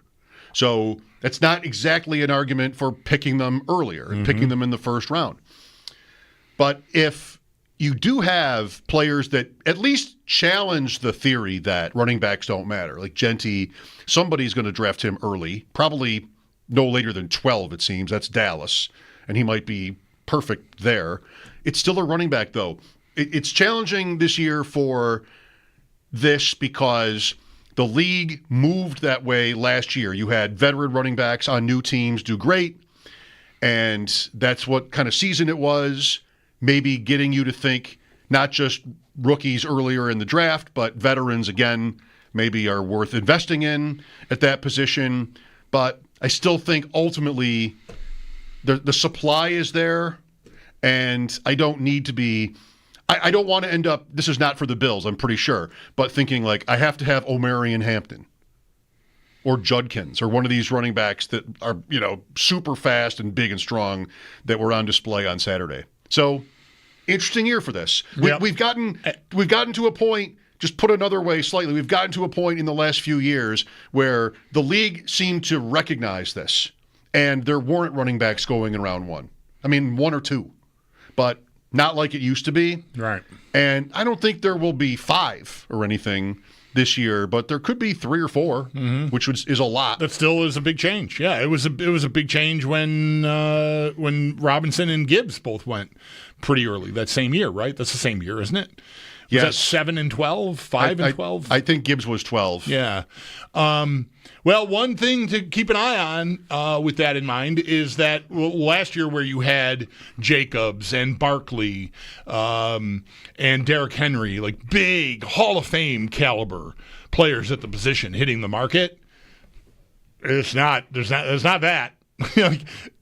So if teams are looking for running backs, maybe this pushes the draft pick, like the running back further up the board for teams, because Aaron Jones, Raheem Mostert, Najee Harris, like this is not A.J. Dillon, Nick Chubb, damaged, Javonte Williams.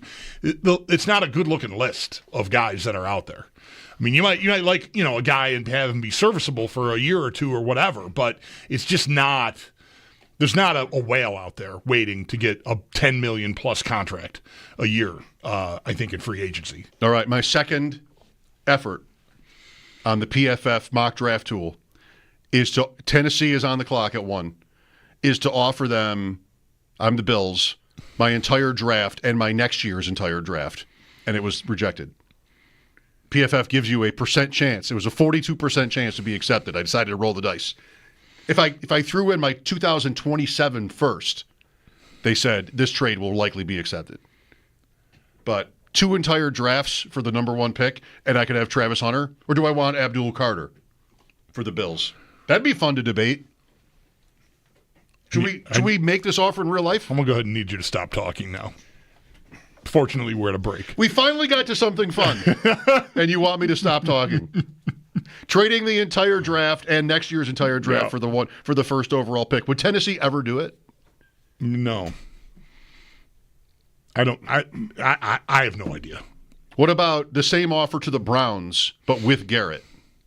Oh, now we're talking. For the 102 and Garrett for 2 years of drafts. I really should have stopped talking. I don't want to. I know. I regret having said that. I was going for effect there, and now I'm glad you kept going.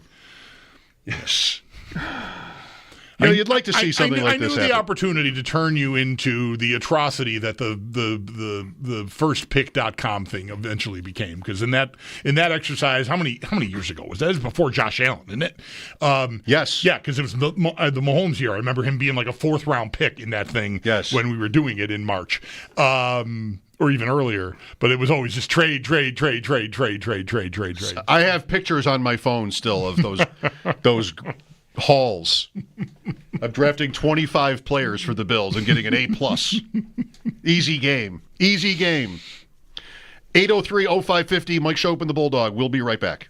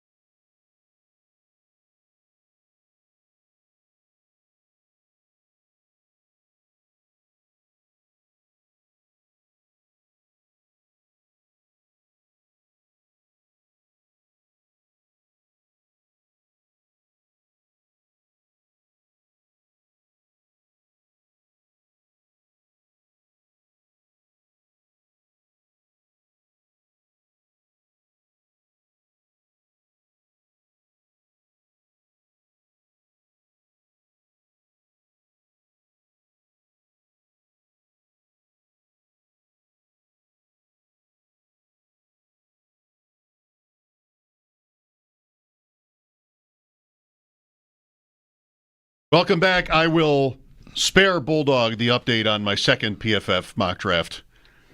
You gotta do these things in doses, small doses, just not with mock draft. There's a long way to go here. 2 months almost. Mm. I don't know. Much respect to PFF. I don't know if these grades have been, or the rankings have been updated from the weekend. Right. That's why I was surprised that Emanwuri would have been available at 30 in a mock draft, if that's the case. But what do I know? I mean, they have a grading system. I just watch some stuff on TV. I don't really have a system. Newsflash. I mean, Sam left. Right. Sam Monson left, but Armand Membo. What about him? He's an offensive tackle. That's not ideal. No. But I couldn't resist.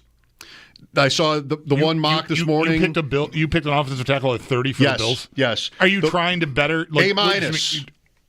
A minus. Come on. I saw, maybe it was Lance Zierlein had him go 4th to New England. So I'm like, 30? Oh, okay. What a steal. A minus. Overall draft grade, A minus. Now I am telling you. But yeah. Despite the Bills having 2 excellent cornerstone players at the position. What I'm going to do is develop him for a year. Sure. Armand Membo. Sure. Just going to work him out in the back. If I have an injury, then let's go. But a year from now, he can take the place of Deion Dawkins. Okay. On a rookie contract. If he comes along. Yeah. Yeah. I want to be with you in reality when the Bills make this pick. Yes. I want to be with me. And on the air the next day talking about the tackle that they're going to basically develop slowly. Guys. With the 30th pick while another year of Josh Allen's life flies off the calendar like the Bugs Bunny cartoon. Hear me out, 7 offensive linemen. I've already got Alec Anderson. Now I'm going to go with Membo. See if he can catch. I knew you'd find a way to ruin this. Shamar Turner, Texas A&M. Is that the guy who... Shamar Stewart. That's the guy who... There's a Shamar Turner as well. I picked him because I wasn't sure if he wasn't that guy. I saw that name earlier and was confused by that, too. Anyway, A. I didn't know there were dueling Shamars in this draft. A for that pick. Pick 56. All right. Defensive line. Interior defensive line. I need that. Yes, I do. And then I got a corner, Azaria Thomas, with my other second. I'm telling you the whole thing. I just said I wasn't going to do that yet. I was going to do it later. I'll do another one. I think it might be possible that Emanwuri and another guy or two might be players the Bills hope get picked in front of them so that they wouldn't be tempted to do it. Sure, and ideally that will push someone else that they might value more down to them. That would happen too, but Jalen Carter, I think that's the name. Jalen Walker, linebacker from Georgia. Mm-hmm. Both of these drafts, PFF is like, we really think you should have taken him instead. They told me. And I watched a little bit about him during the last break. Maybe, these sort of hybrid middle of the defense guys, McDermott might just sort of really want that, be just sort of tempted by that, but not feel like it's the best fit. And then you don't want to be tempted into having the option, right? Yeah. Let somebody else take them, and I won't have that problem. So I'm sorry if I seem distracted. I maybe it's apparent to you that I am distracted. The other Shamar is also from Texas A&M. Yeah, according to my PFF dueling page. Shamars from the same squad. Okay, cool. Shamar Turner. That just adds to the confusion then. Yeah. Well. And he's more edge guy? The other guy's like interior. I think this says, no, interior also. Interior? Okay, all right. They have 2 guys who play the same position named Shamar. That's what, I mean. We got to double check that? That's what or did you already do that? That's what I'm looking at right now, and yeah, there he is. And they're both high picks. But I don't, what's funny is I don't see Turner listed on my, that's why I asked you the edge question, because I don't see him listed on my defensive lineman rankings here at CBS. And so now I'm scrambling over to look at the edge just to be thorough here while we're here, and I don't see him there All right. either. So well, that's a PFF problem if you're right. Yeah. Because I didn't know. I thought it might have been the other guy, and I don't know. That'd be kind of embarrassing at the press conference. Yes. I wasn't sure who he was, Right. but he graded well. We already had his grade up on. We had an A for him, so we picked him. They introduce him as Shamar Stewart, and it's Shamar Turner, and he's sitting there guys, last name's Turner. Different guy. Yeah. You meant to pick someone else. Mike Schopp and the Bulldog here. The Sabres and the Canadiens again tonight, pregame at 6. We'll spend a little time on them with the trade deadline of Friday coming up in mind. Games tonight, tomorrow, and Thursday. Home tomorrow to San Jose. San Jose, and they're in the Leafs tonight. And then Sabres are off to Tampa on Thursday. Back after this. This is WGR. Call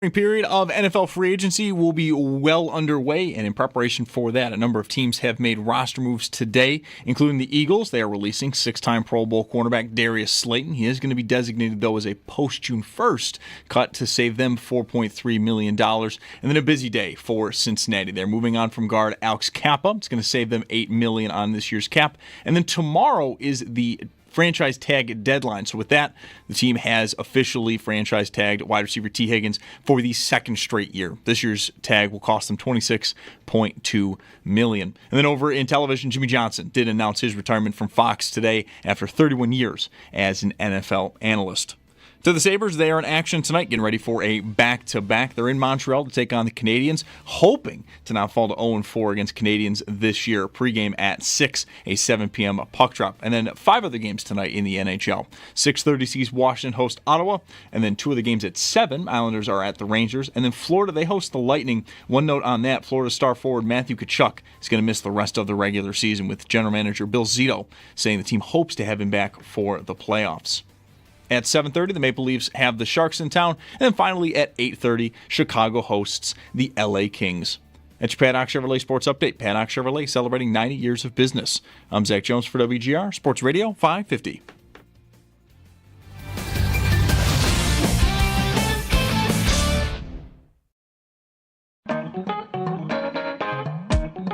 It's Mike Schopp and the Bulldog. Welcome to the Hotel Hell. Check-in time is now, check-out time is never. It's Mike Schopp. Does my room have cable? No.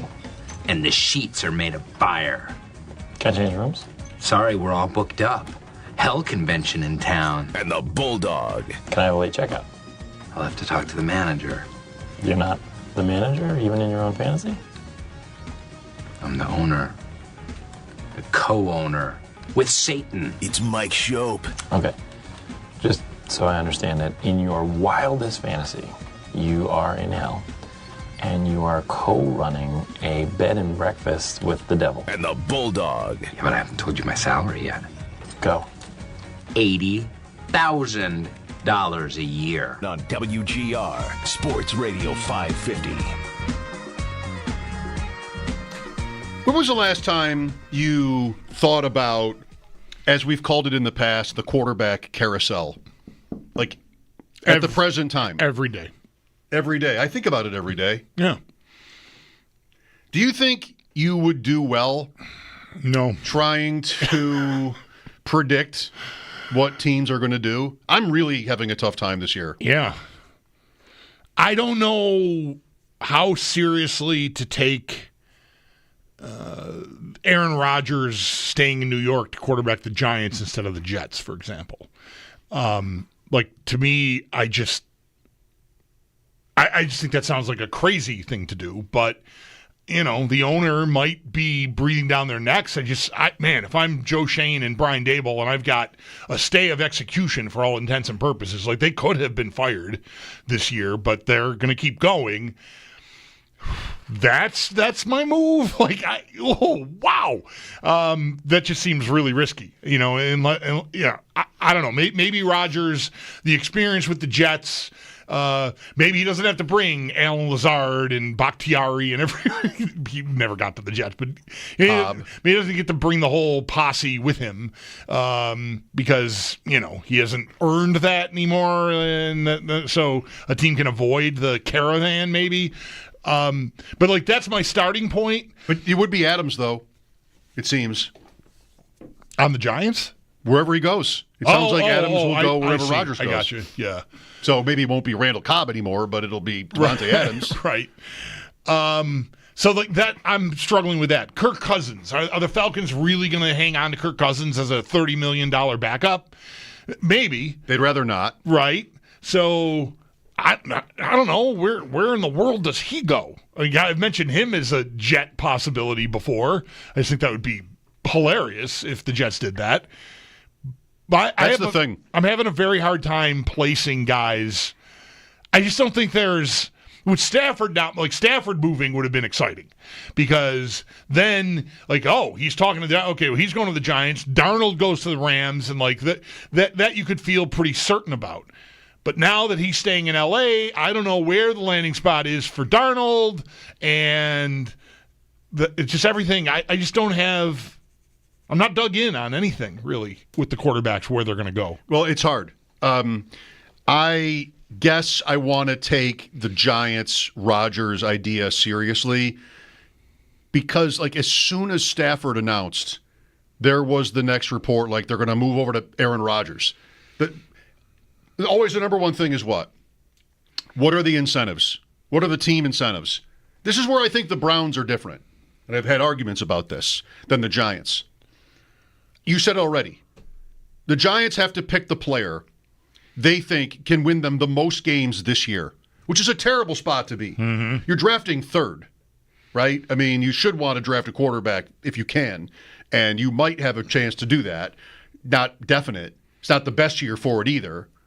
But I think because of the status of the coach and GM, like, how do we win 9-10 games this year so we get to stay?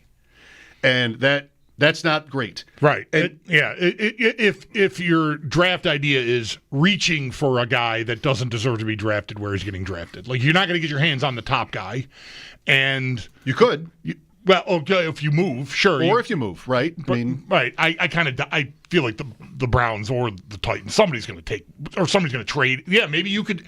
Either way, all I'm saying is, if the first quarterback's gone, you're not taking the second one at 3 probably, like, and saying, like, that's our move. I don't know. I mean, you could. I might rather do that than sign Aaron Rodgers myself. But what does the owner want? You know, like, where are we? What's the urgency? Because you draft a guy there, even if if it's a reach or not, you're okay. I got a year to work with him, and then there's year 2, and I don't know if they have that kind of patience in mind with those guys there. So they might not have the time to draft a guy, which is all the more reason why you move on.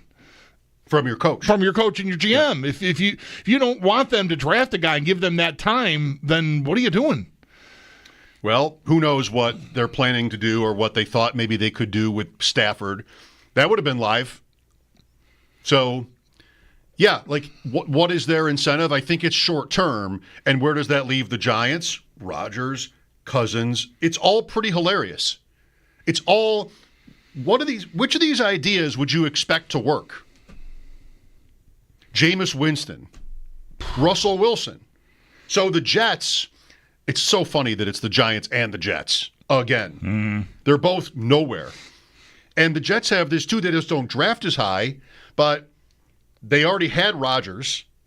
If they get Cousins, that's the same thing as having had Rodgers without the politics. You know, you're getting a guy off an Achilles. Okay. It's just sort of almost a poor man's version of it. They're on to their fourth since Allen and Darnold were drafted. They're on to like their fourth new idea. It's incredible. Darnold doesn't work. He already played there. Like, you're not getting him. Mm-hmm. I think that would be weird. Yeah. Daniel Jones is a name. This is the Giants' first. Like, they're not getting him. They wouldn't want him. He might be better than anybody else on this list except for Darnold. Honestly. I mean, rank these guys. Darnold, Russell Wilson, Fields, and we're not even done. Like, Pittsburgh's going to need to do something, and Tennessee will need to do something, probably, and Vegas, and maybe Indianapolis wants to do something. Darnold, Russell Wilson, Fields, Jameis Winston, Daniel Jones, Aaron Rodgers, Kirk Cousins, Tyrod Taylor. Who's the second best guy? If Darnold has to be, does Darnold have to be the best? That's even weird. Probably. I don't like a big commitment to him. I think he'll get it because of, well, the names we're talking about right now. Like, some team, I think there'll be a bidding war for him. As he's in charge of that. I mean, if he wants to create that, I think he can create that. Talk to 3 teams and let them duke it out for you. I mean, it's kind of incredible. And I'd have a big buyer beware tag on him with a big commitment anyway. Sure, but he's easily the best guy on the list. Kinda, yeah. Which really says a lot about the list. Rodgers and Adams. Does Adams go back to Vegas? Like, maybe Rodgers with Brady there. That ends up being their move. But what is going to work here? What does Pittsburgh do? What are their options? Fields, Wilson, which they've just done, and the season completely fell apart on them again. right? Another first-round blowout playoff loss. That must be getting old. But instead, I do want to keep mentioning Daniel Jones because he's like somehow for me the least laughable of these. But having said that, imagine Filippone. I don't know what his feelings are about Daniel Jones, but what are anybody's? Oh, God. What are anybody's? Come on. Come on. Yeah. Like, come on. What idea here do you take seriously for any of these teams? I think the optics of... What's the funniest? That's what we should do. The funniest is Rodgers goes to the Giants and Daniel Jones goes to the Jets. Right now, off the top of my head, that is the most hilarious outcome that you could possibly wish for. Yeah, basically they just switched teams. Right. Jones was in Minnesota, but he was on the Giants to start last year. Yes. So he was there for all going on, not all of the 2 years of Rodgers, and Rodgers was barely there for the 2 years. He missed all of the year before. Anyway, it would just be hilarious. I can imagine they still make newspapers, the back pages. Like, it would be a field day. And just they play? Really they might play. Pretty incredible if those two changed spots like that. They don't play. That's the division where that's the extra game. Like the Bills play the Eagles. Yeah. But the Jets play Dallas. Those teams finished third. The Jets did not finish last somehow. New England plays the Giants. Anyway, so Pittsburgh's got to come up with something here. The Giants and the Jets have to come up with something here. Vegas has to come up with something here. Maybe Cleveland drafts Cam Ward. Maybe Tennessee does. And Cleveland drafts Sanders. And they just kind of do that. And they cross their fingers. At least like that happens. That's plausible. Your team finished with the worst record in the league, and you drafted a quarterback at the top of the draft. Okay, that's what we're supposed to do. Travis Hunter seems really fun. Carter might be really good. That's what we're supposed to do. So that's sort of a plausible plan of attack. Otherwise, right, Trey Lance. Welcome to the party, Trey Lance. Are there maybe, I think I'm probably forgetting up to 5 names of quarterbacks that I've thought of for this exercise before. Like Trubisky would be one.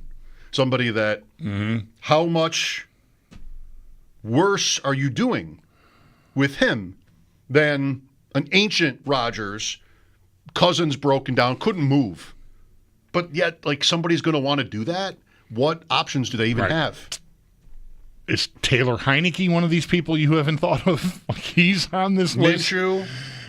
Zach Wilson is on this list. Drew Lock is there if you want him. I mean, Mac Jones, everybody. Mac Jones isn't bad. I saw Carson Wentz's name mentioned. He's on the list here. He's a free agent. I don't know what team he was attached to. Or maybe it was just quarterback needy teams are calling on Carson Wentz. Oh, I saw something too. You're right. Just what? He's a free agent? Yes. He was with the Chiefs. Mason Rudolph. I mean, you've got, Josh Dobbs is still out there. The Pastronaut. Right. Nick Mullins. I was about to say Nick Mullins. Holy moly, what a list. Really tough times for a half a dozen or so teams. Like, if we're the Giants, what do we want? They didn't make the coaching change. What do we want? Rodgers would make us insane. Yes.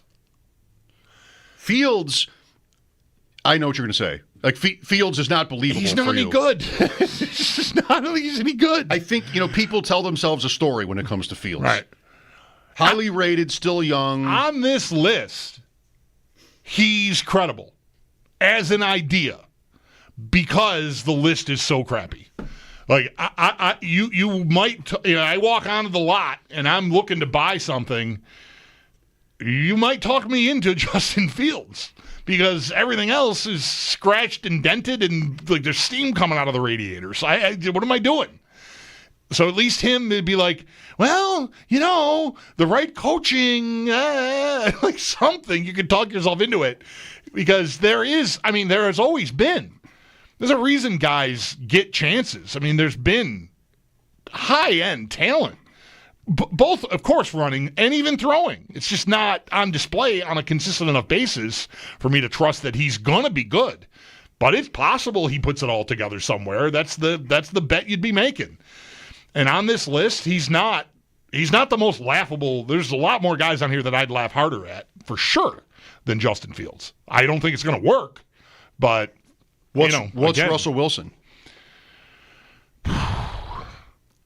Can you sell that?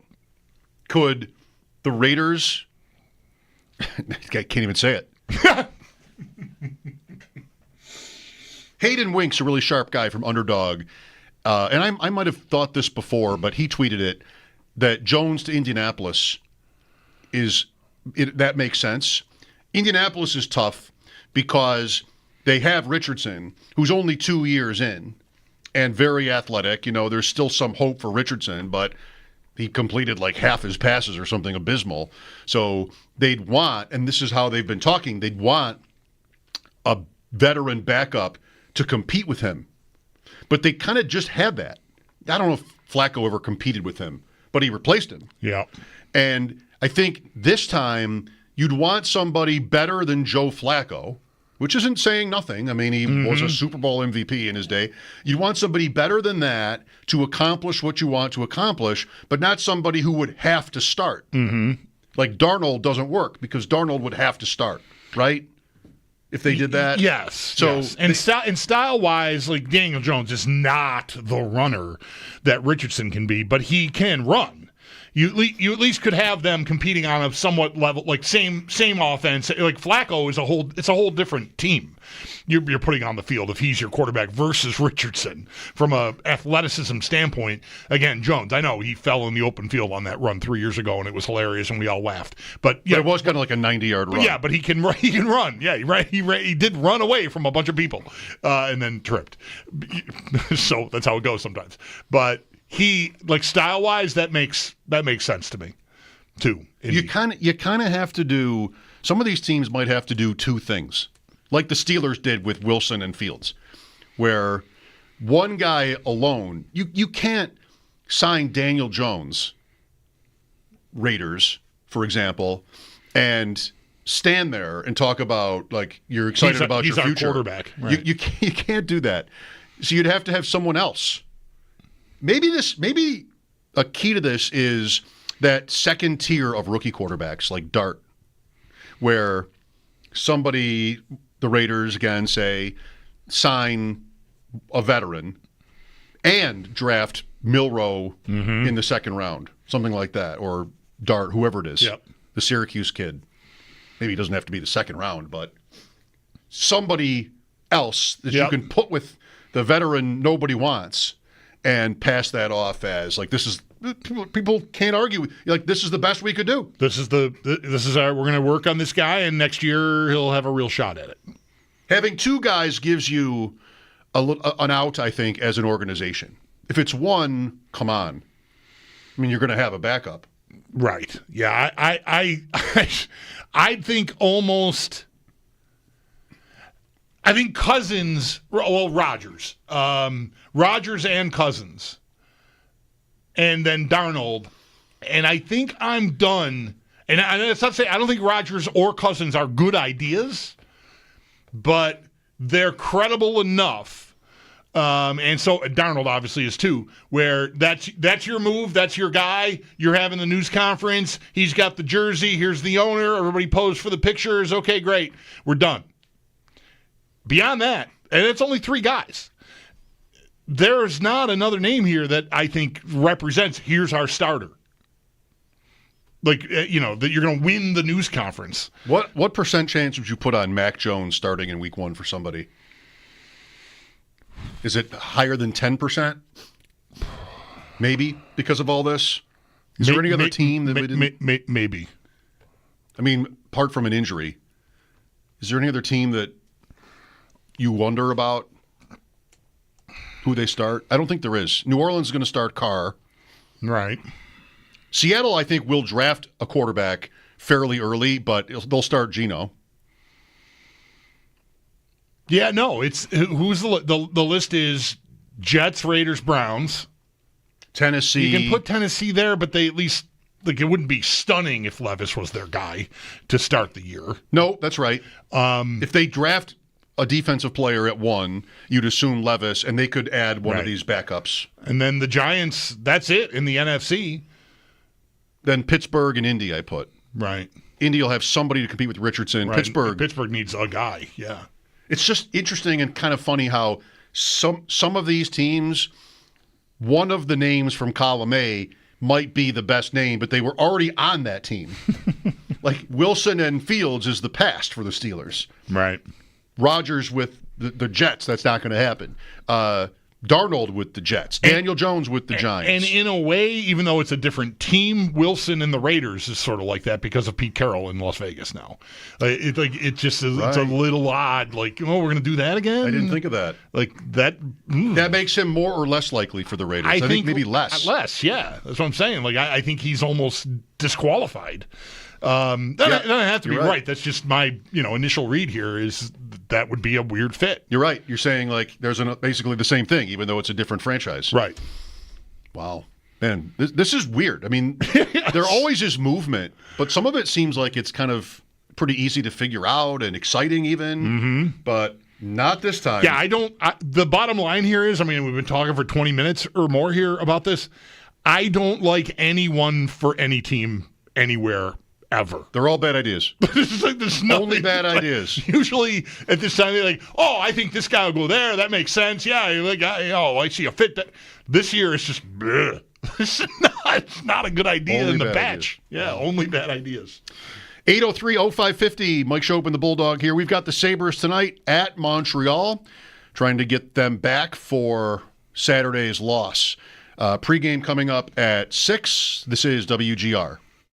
We know you can't hear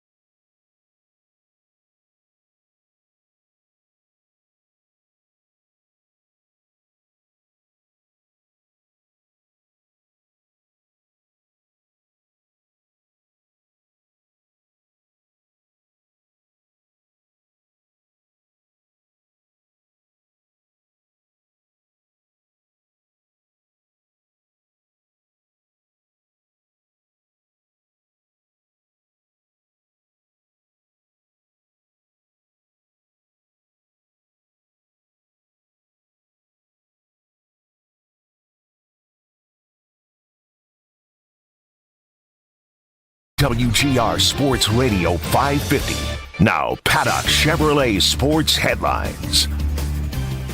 For the second straight year, the Cincinnati Bengals are placing the franchise tag on wide receiver T. Higgins, and this year's tag will hit for $26.2 million. The deadline for franchise tags is tomorrow. And then the Eagles, they are releasing six-time Pro Bowl cornerback Darius Slayton. It will be designated as a post-June 1st to save $4.3 million. Over to the Sabres, they have a back-to-back starting tonight. They're in Montreal to take on the Canadiens, hoping to avoid falling to 0-4 against Montreal this year. Pre-game at 6 for a 7 p.m. puck drop. Pre-game coming up here in just about a half hour. And then 5 other games tonight in the NHL. 6:30 sees Washington host Ottawa. 2 of the games at 7. Islanders are at the Rangers. And then Florida hosts the Lightning. One note for Florida. Their star forward, Matthew Tkachuk, set to miss the rest of the regular season with a groin injury. General manager Bill Zito saying the team hopes to have him back for the playoffs. 7:30, the Maple Leafs have the Sharks in town. And then finally at 8:30, Chicago hosts the LA Kings. It's your Paddock Chevrolet Sports Headlines. Paddock Chevrolet celebrating 90 years of business. I'm Zach Jones for WGR Sports Radio 550.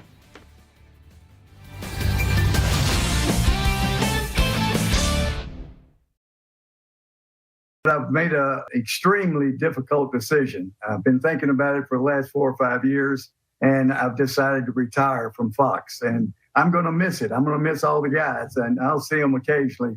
It has been a great run starting back 31 years ago. Jimmy Johnson. I want to say a controversial thing in a minute about him. He's 81. It's a head of hair. I might have guessed, I think I would have guessed younger, like maybe significantly younger. But it's not so much that he looks younger. I guess when did he, how old was he when he took over Dallas? I guess like 35 maybe. So it's, I don't know. This is what happens in life. As you get older, everybody seems, right. You can't believe their age. Right. 81. Yeah. Well, yeah, I guess maybe when I heard his age, I was like, really, that old? And part of it's because, I don't know, he still sounds really, like, you watch that show, like, Terry Bradshaw, what are we doing here? Maybe, like, that should be over. And he's not retiring that I know of, and I don't know how old he is, but holy cow, like, Johnson seems like... He'd be like 75. He could be competing in a spelling bee compared to Bradshaw. Sitting there, like, Bradshaw just can't get it out anymore. He's really struggling. And I'm not making fun of him as much as just observing that on TV, it's tough. According to Wikipedia, Jimmy Johnson recruited Bradshaw as an assistant coach at Louisiana Tech. All right. I didn't know that. He also went to high school with someone very famous from a different genre. You want to try to guess who it is? A different sport or a different outside of sports. Okay. Entertainment field? Yes. Rock and Roll Hall of Famer. Oh, boy. What is this, college now? High school. High school? He's 81. Black Sabbath guitarist Tony Iommi. Close. That can't be right. How about Janis Joplin? He's from England. Wow, that's good. Port Arthur, Texas. All right. Jimmy Johnson went to high school with Janis Joplin. All the J's. You had to have JJ initials to get in. Yeah. That was the one prerequisite. And it did track, by the way. I looked up his Wikipedia page. He did start in TV when he left the Cowboys and then went back into coaching. Because we started off the show today. Yes. We were both a little confused by 31 years. Like, he was coaching the Dolphins in 99. What are we doing here? But it wasn't in a row. Right. He started 31 years ago, and he took a break to coach Miami. Right. He was fun to beat. Sure was. When the Bills beat Jimmy Johnson's Dolphins, which they did a few times, not in the playoffs the one time, but that was fun. After Shula retired. They ran him out of the sport, the Bills. Yeah. They ran off Don Shula. Controversial statement about Jimmy Johnson, and you already kind of did it. As an announcer, an analyst, not terrible. Yeah. Never minded him. Mm-hmm. Never really watched a lot of those pregame shows or anything, but sometimes you sort of have to. And he never bothered me. Yep. I agree. Like, I'm not a fan of that show in particular. But yeah, he's He certainly. I want to do better than he's not the worst. It makes like everyone on those shows is the worst, and that's not what I mean. Yeah, he was. I could watch the show, and when he'd be talking, and think like, okay, right. He was on Survivor. Did you know that? I don't remember that. Survivor Nicaragua. Wow. In 2010, he was in a tribe of people all 40 and up. He would have been what, 65, 66 at that time, and he was voted out on day 8. They would have known who he was. Was it all celebrities? Like Jimmy Johnson is on our Survivor tribe. I don't know. Do I want to vote him out? I think I do. Anyway, he's retiring. I might not want to go head to head with him in any kind of a game that involves matching wits after he's responsible for that Herschel Walker trade. That's right. Just like that's right. I'm going get this guy out of here. He might pull one over on me. I don't want to get embarrassed. Right. 803-0550 Sabres pregame at 6. We're in mock draft number 3 over here. Oh boy. I tried to trade for the number 2 pick. All my picks next 2 years, same offer with the Browns, and they give you 5 chances to keep sweetening the offer. So I kept adding picks to the point where it says you have a 99% chance of this trade being accepted, and it still was rejected. Well, I want to respect them for not letting you do that, but I'm not sure if that makes sense because I think almost any team would accept all of that, I think. Wouldn't they? Almost any team. I think the Browns could. This is irrespective of Garrett. I mean, especially considering this draft. I mean, we don't know about next year's draft, but like if you don't think you're getting your quarterback because you just don't like the class and there isn't that much depth, yeah, whatever, fine. I'll just take them all. And I kind of do think the Browns could get away with punting it. If they didn't like Cam Ward or Sanders, they might not get a choice, one or the other, but if they didn't like their options there, I think they're a team that could get away with punting it. You got to embrace the stench, I believe is how we put it on ADP chasing this morning. Just like they're always bad. And if you draft Cam Ward and you just don't really like him, and you do what? That for 2 or 3 years just to prove a point or something? You can't. We did the list of veterans. Nothing looks good there. Maybe I'll just sort of trade Myles Garrett and draft as many good players as I can and somehow next year get to a point where I get a better idea at quarterback. I'm not sure what Kevin Stefanski's footing is there. He's won Coach of the Year twice. So it's, to me, different than like Dable with the Giants. Although he did win it once. It would be really unfair, I think, if a guy that was, the decision to make the move for Watson, the draft capital, the contract, I mean, all of it in its entirety was made above his level. And sure, I mean, he was going to have to try to make it work. And that was always a weird fit, right? Like, wasn't there right from the start, just his offense, Watson's skill set, is this going to really work? But if the owner held that against him with all the baggage that Watson came in there with, man, that would be really tough. So I would think Coach of the Year twice, I think pretty respected offensive mind. Boy, I think the owner should give him the leeway to, like, if we don't get a guy this year, wait until next year, and we'll get it right. Because they're not going to be able to make up all the ground they have to make up in 1 year. I mean, they're gonna eventually have a pile of money, unless they see the Watson contract all the way to the end, which I can't even imagine. There's 2 years and like $90 million or something left on that at this point. That's really their excuse. Holy moly! And then you're going to have some debt with a Garrett move if it comes.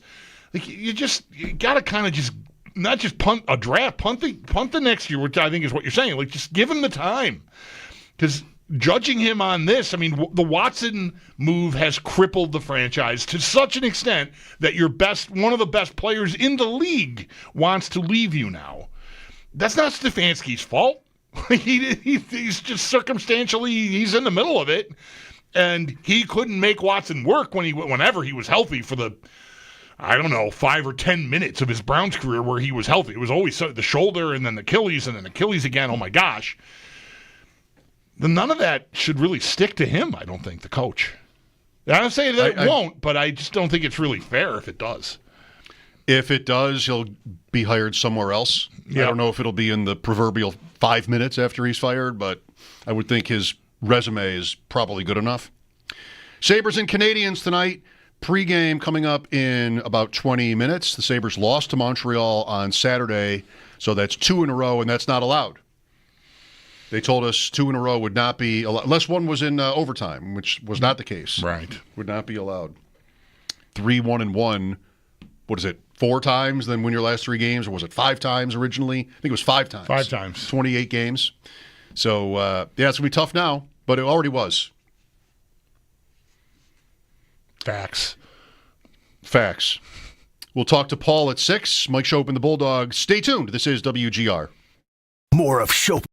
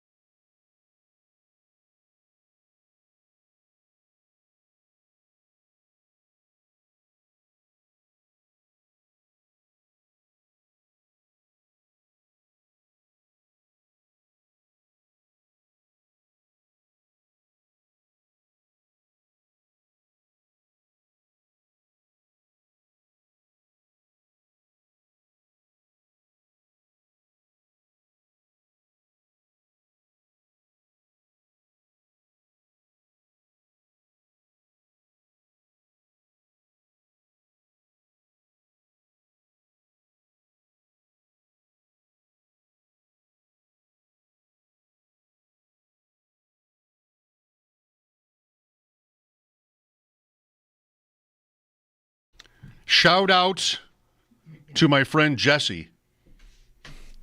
Saturday, group of us are watching the Combine. Gunnar Helm, tight end. Texas? Gunnar Helm? Mm-hmm. Starts to run, and Jesse's watching. He's like, he's hurt. But then he finished the run, and he lined up to run a second time. And so those of us watching the Combine said, if he's hurt, he's not going to run a second time. Like, what's the point? But he did. He's like, I don't care. I know he's hurt. I saw it. Right.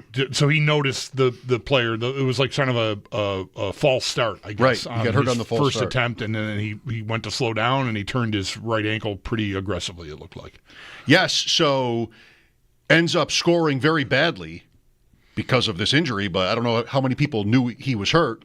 And then at night, he tweets a picture of his foot, and it's all gory. Yeah, it was pretty ghastly, I would have to say. So will the NFL basically just ignore the Combine stats? Yeah, I don't know how soon that'll heal, but there'll be a pro day opportunity here coming up between now and the draft. I don't know if he'll be healthy by then even, but sure, I think that's a guy. I mean, you're going to want to get some look at his measurables, but I don't know. I think you're going to have to forgive the Combine, just sort of throw it out. If he did all that on a pretty severely sprained ankle, then you might even like him more for doing it that way, and not worry about what the times would have been as much. Points for toughness. Right. Football will give him points Character, for toughness. right. Didn't complain until he got home and tweeted a picture of his foot. Sure. But, just he toughed it out. I would never. I'm out of here. Yeah. The pictures of the foot were gross, swollen and black and blue and like whatever. And I know this wasn't like the most egregious version of this sort of thing, but watching him roll that ankle, like it did things to my body. It just made me. I was like, here's what'll happen. Not comfortable right now. He'll get better. He'll have the pro day. He'll look good, and he'll be the first rookie ever to win comeback player of the year in the NFL. Oh, there it is. That's what I see happening. Coming back from that ankle injury the adversity at the Combine. Of the Combine injury. Yeah.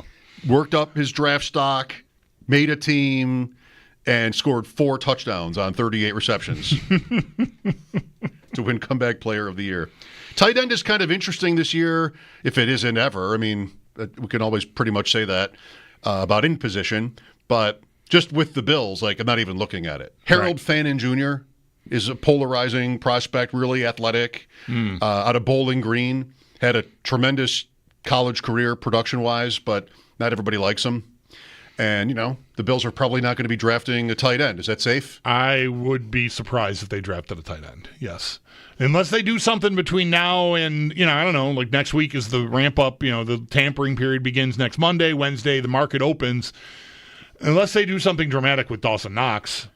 But no, I wouldn't. I would even expect, there was news over the weekend that they did not meet the threshold for a qualifying offer to retain the rights to Quentin Morris.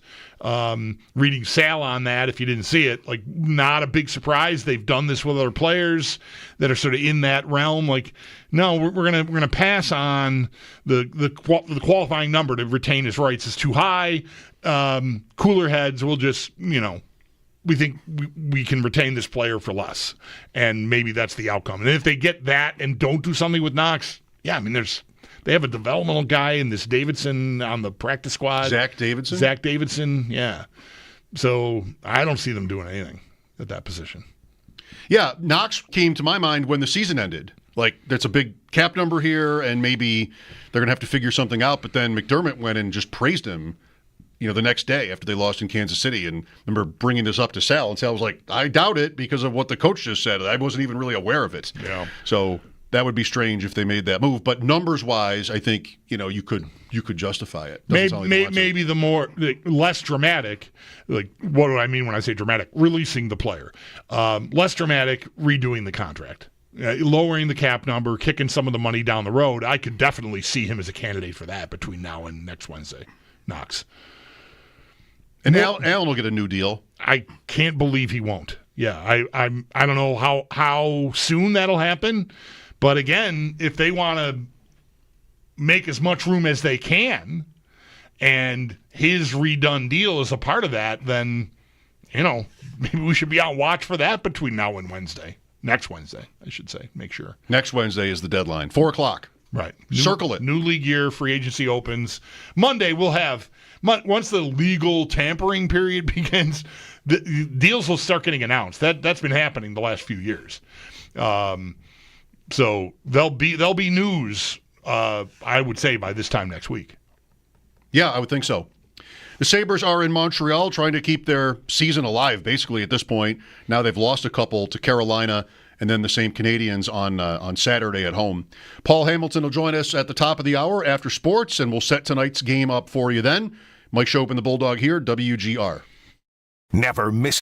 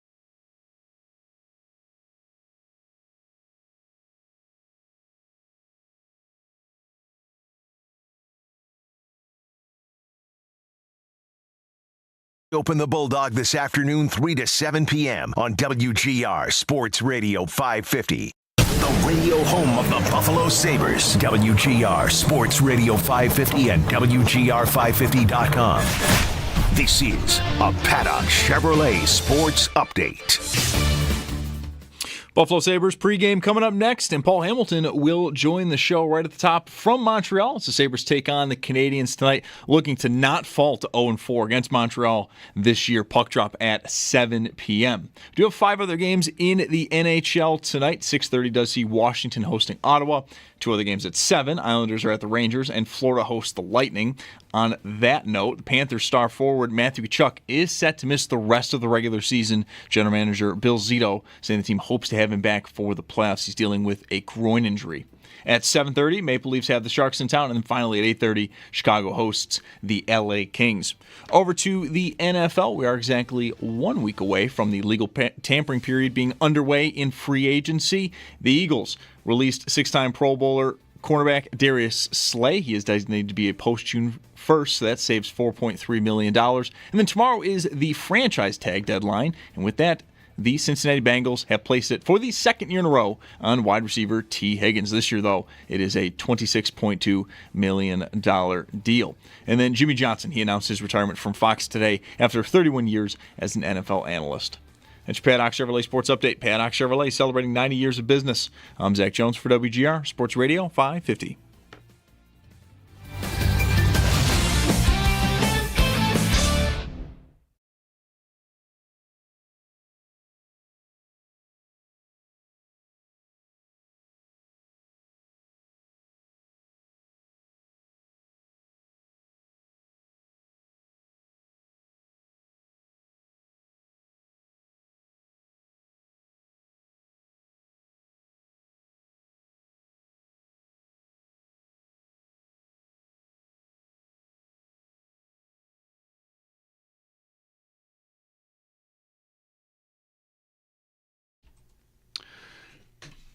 Sabres have the Montreal Canadiens for the second straight outing, this time in Montreal. It's usually how that works.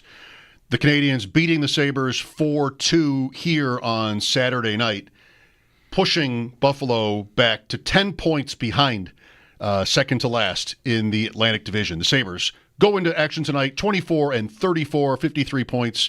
Montreal just one spot higher, 63 points, 29-31. So much for 7 points in every 10 out of every 10. Yeah, they're 4 games into their first 5-game stretch since they came out of the Four Nations face-off break, and they're already chasing it. And so it's so, I mean, they're so far back there's a lot of traffic within, I don't know, I think I counted it up earlier. I think there are 6 teams within 5 points of that last playoff spot in the East. But there are the Penguins and the Sabres. Just nope, it's not. But even Pittsburgh is, what are they? 6 points ahead of 5 points ahead of Buffalo. I mean they're just really stuck. And we put forth, I think, the best of efforts last week talking about the 3-1-1 every 5-game segment, and let's see if they can make some headway. And man, the 2 games after the 2 wins coming out of the break, the Carolina game, they just got absolutely manhandled. And the Montreal game was just kind of a sloppy, no attention to detail, turnovers, here you go, have some easy plays. And just not dug in. Yeah, Paul Hamilton, who joins us now on the Western Hotline, I believe, put it in his article, the Sabres hand a win to Montreal. And that is how and that's about the most discouraging thing that could happen, Paul. Beatable opponent, home, Saturday night. But where was the focus? Well, yeah, Lindy Ruff said it best. If you think about it, after the game, he said of the 4 goals, including the empty netter that Montreal scored, this is Lindy Ruff talking. He said the puck was on our stick on all 4 goals. Up ice, and then they turn it over back the other way with outnumbered situations, and the puck's in your net. Especially the one that was really galling, I thought, was when the Sabres were killing a penalty. They know how good the Montreal power play has been against Buffalo this season, coming into the game 5 of 12. So Jordan Greenway has the puck coming down. McLeod's with him, but but Clifton joins the rush, killing a penalty. And then Greenway gets over the line, turns the puck over, and back come the Canadians. Guess who? Line A and Caulfield. Do you think that's a pretty good 2-on-1? Think they might get a good scoring chance out of that one? And that winds up with a layup in the back of the net. But I'm thinking to myself, what is Connor Clifton thinking? Why are you joining the rush on a penalty kill, especially against a power play that has killed you this year? Yeah, I don't know what his motivation in that moment would have been, but maybe it's, I haven't been in the lineup. Let me see if I can make a play. Right? Could have been. So, yeah, tough for sure, Paul. So what is the mood around the team? I know, like, access has been kind of in and out here with the Saturday night game and then traveling and everything. But, like, the fact that they've already gotten behind on their quest to go 3-1-1 through each 5-game segment, have you gotten much reaction to that yet or no? Yeah, we're hardly around the team now because they're not going to practice at all for about a week now. They came here. There was no morning skate. They did practice a little bit on Sunday, and that's going to be basically it. And, then they come home. They got a game tomorrow. They're not going to morning skate tomorrow. They're not practicing on Wednesday as they fly to Tampa. They might morning skate in Tampa, the day of the game on Thursday. They're scheduled for a practice in Fort Lauderdale the day of the trade deadline, like at 2 o'clock. Whether they go through with it or not, I don't know.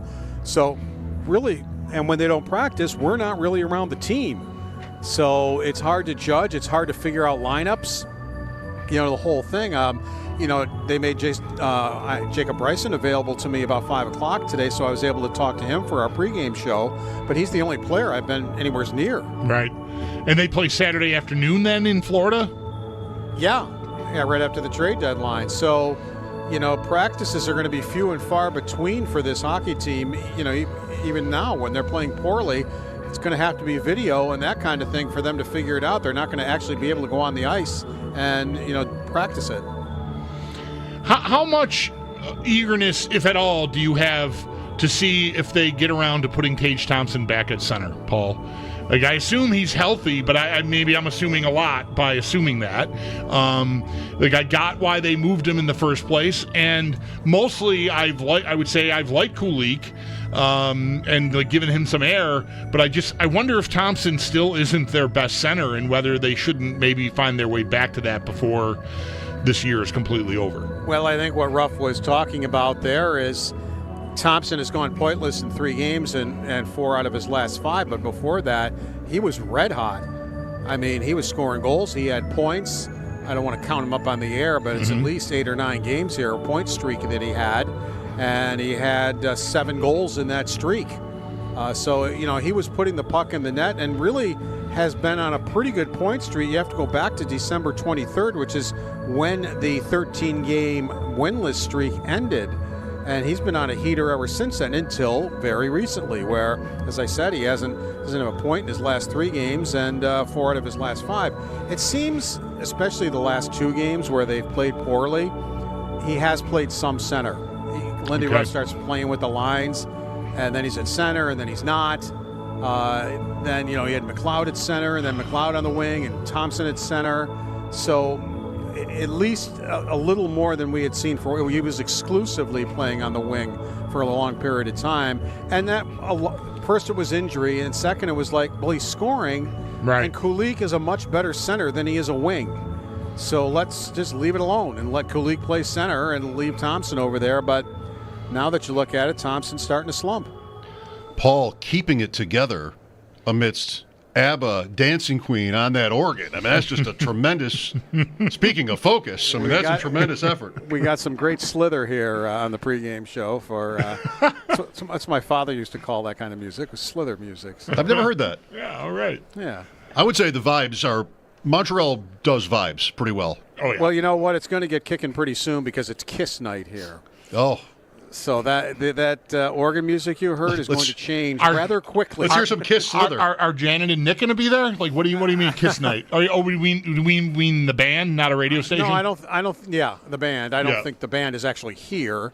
We're probably just going to hear their music or somebody faking their music or something like that. I think we're getting keyed up for it right now. All right. Well, I'm looking forward to that. I reserve the right to change my mind on that. But I look forward to lots of fans in Montreal Canadiens jerseys in Kiss makeup. Maybe that is what Kiss night. I sure hope that's what that entails. Yeah, that would be very good. Well, the busy schedule, you've laid it out here this week. The Sabres will be in Florida Thursday, Friday, Saturday with games on Thursday night and then Saturday afternoon. And the deadline is Friday, so that could be frustrating too, perhaps, depending on what kind of access you and the other media get on Friday afternoon. I guess I want to ask you what, players are saying or sensing, if there's anything like that. But as you said already, you haven't, at least more recently, you haven't been able to find out. Well, Ruff said he addressed it to the team. He goes, you have to talk about it because it's part of life in the NHL. We talked to Greenway about it. He definitely wants to remain a Sabre, but he's leaving that up to his agent and everything, and he was hoping that maybe they can get something worked out where he can remain a Sabre because he likes playing here, so we'll see where that goes. As I told you, you heard Bo Byram on the pregame show about 2 weeks ago, basically non-committal, saying, I haven't talked to my family or my agent about it, not something I'm thinking about right now. I'll need to talk to them, and then we'll go from there. So he didn't say yes, he didn't say no. He's a restricted free agent, but as far as signing a long-term, and I think I've said this to you guys before, and I haven't changed my mind. If for some reason they say, well, we can't have both Power and Byram. We can't have Byram making $9 million and Power 8 whatever and Dahlin. If they got to move one of them, I would move Power, not because I'm down on him, but I like Byram better. And I think at the end of the day, it seems to me, watching the two of them play and their makeups, I think Bo Byram in the end of the day will be a better defenseman than Owen Power. Well, I'm not eager to part with Power for sure. You and I talked about this, I think, a couple of weeks ago. My concern, I don't know, maybe we should talk it out at some point, because Byram and Dahlin do look good together, but and I don't want to assume just anybody can do that because Dahlin is so good.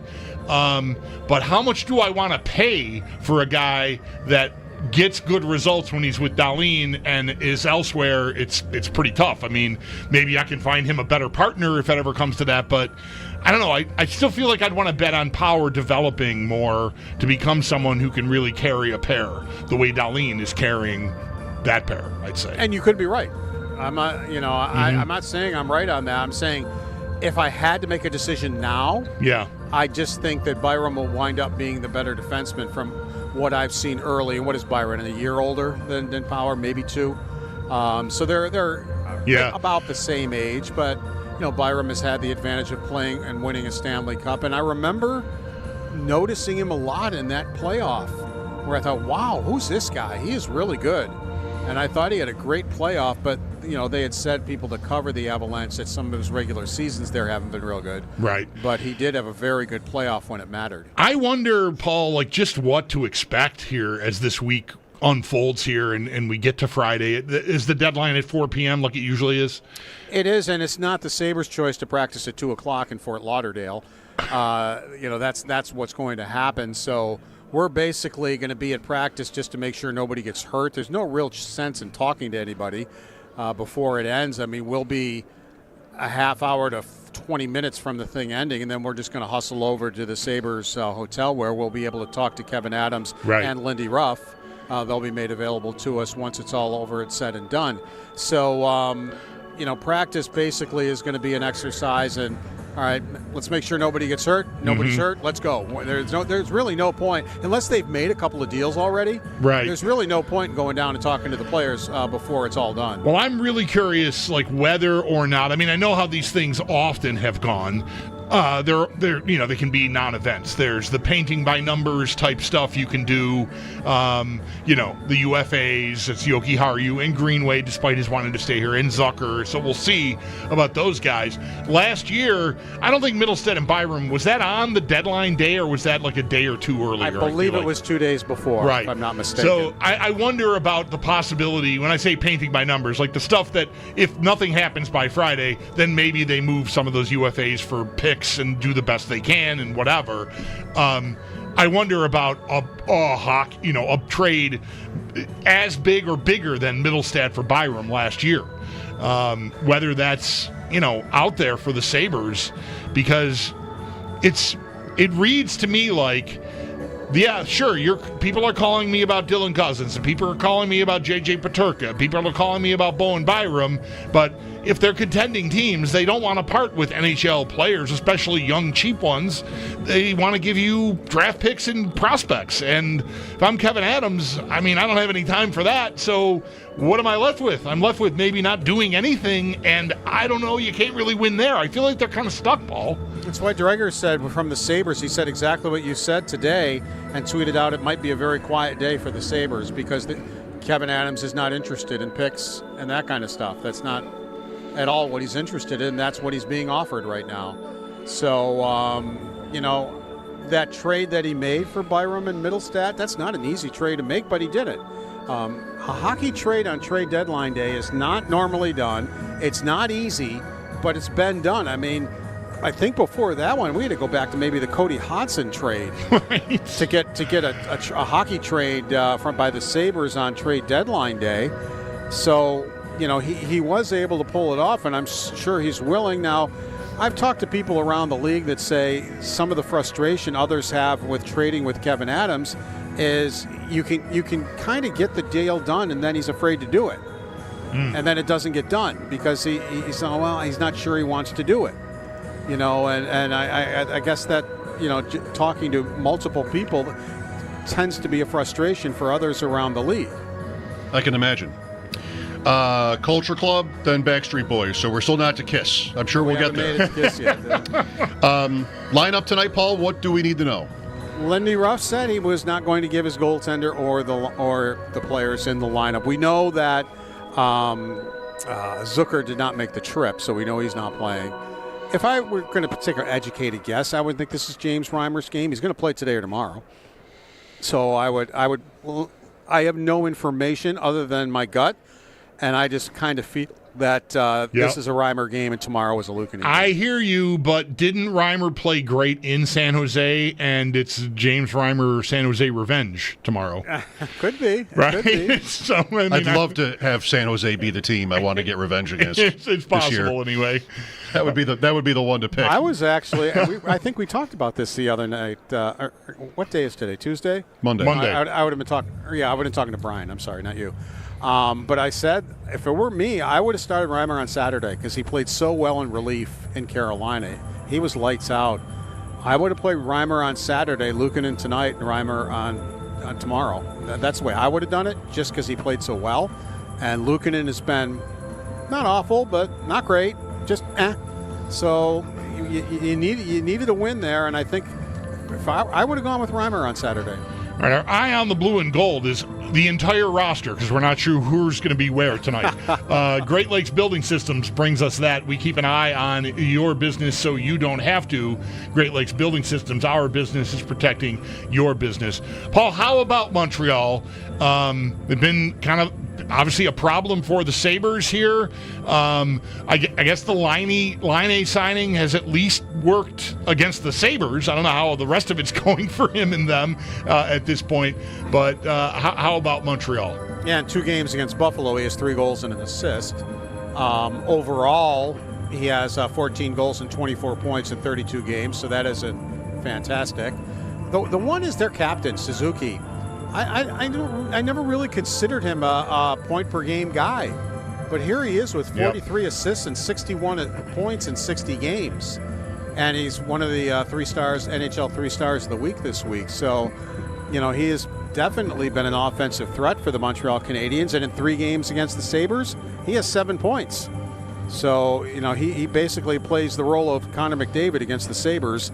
And obviously, he's somebody that they're going to have to watch. Yeah, there's a nice group of youngish. I mean, he's Suzuki, maybe more like Thompson now, like at this stage of his career. But he's a little younger. But he and Caulfield and Lane Hudson, Paul, certainly is someone who's in the conversation for the Calder this year. Slafkovsky is there, and none of these guys. Caulfield is scoring like crazy, and Hudson's having a real nice year. Slafkovsky's kind of crawling along. And Newhook is further down the sheet there, but that's a young player that has a lot of upside. Like there's been talent there, and there still is. For me, it's Hudson. I mean, he's got 1 less point than Dahlin. Now, he's played 10 more games than Dahlin has, but still. I mean, 46 points in 60 games, 42 assists for a rookie. Now, he is worst on the team at minus 15 if you want to go for plus-minus. But I've seen, anytime I watch the Montreal Canadiens, it seems like Lane Hudson has a good game. Yeah. Love is in the air, Paul. I think you'd agree. Thank you for your time. Enjoy the game. No problem, guys. Take care. Did you have this one? Huh? Did you have that one? Love is in the air? No, I did not. I was too busy concentrating. I wanted to tell everybody this. Our spotlight look at the other team, tonight's opponent, the Montreal Canadiens, is brought to you by Tullamore Dew Irish Whiskey. When it's game time, it's Tully time. Disco. That guy's got some range. Or woman. I'm not sure who's playing that organ, but there's some range there. ABBA.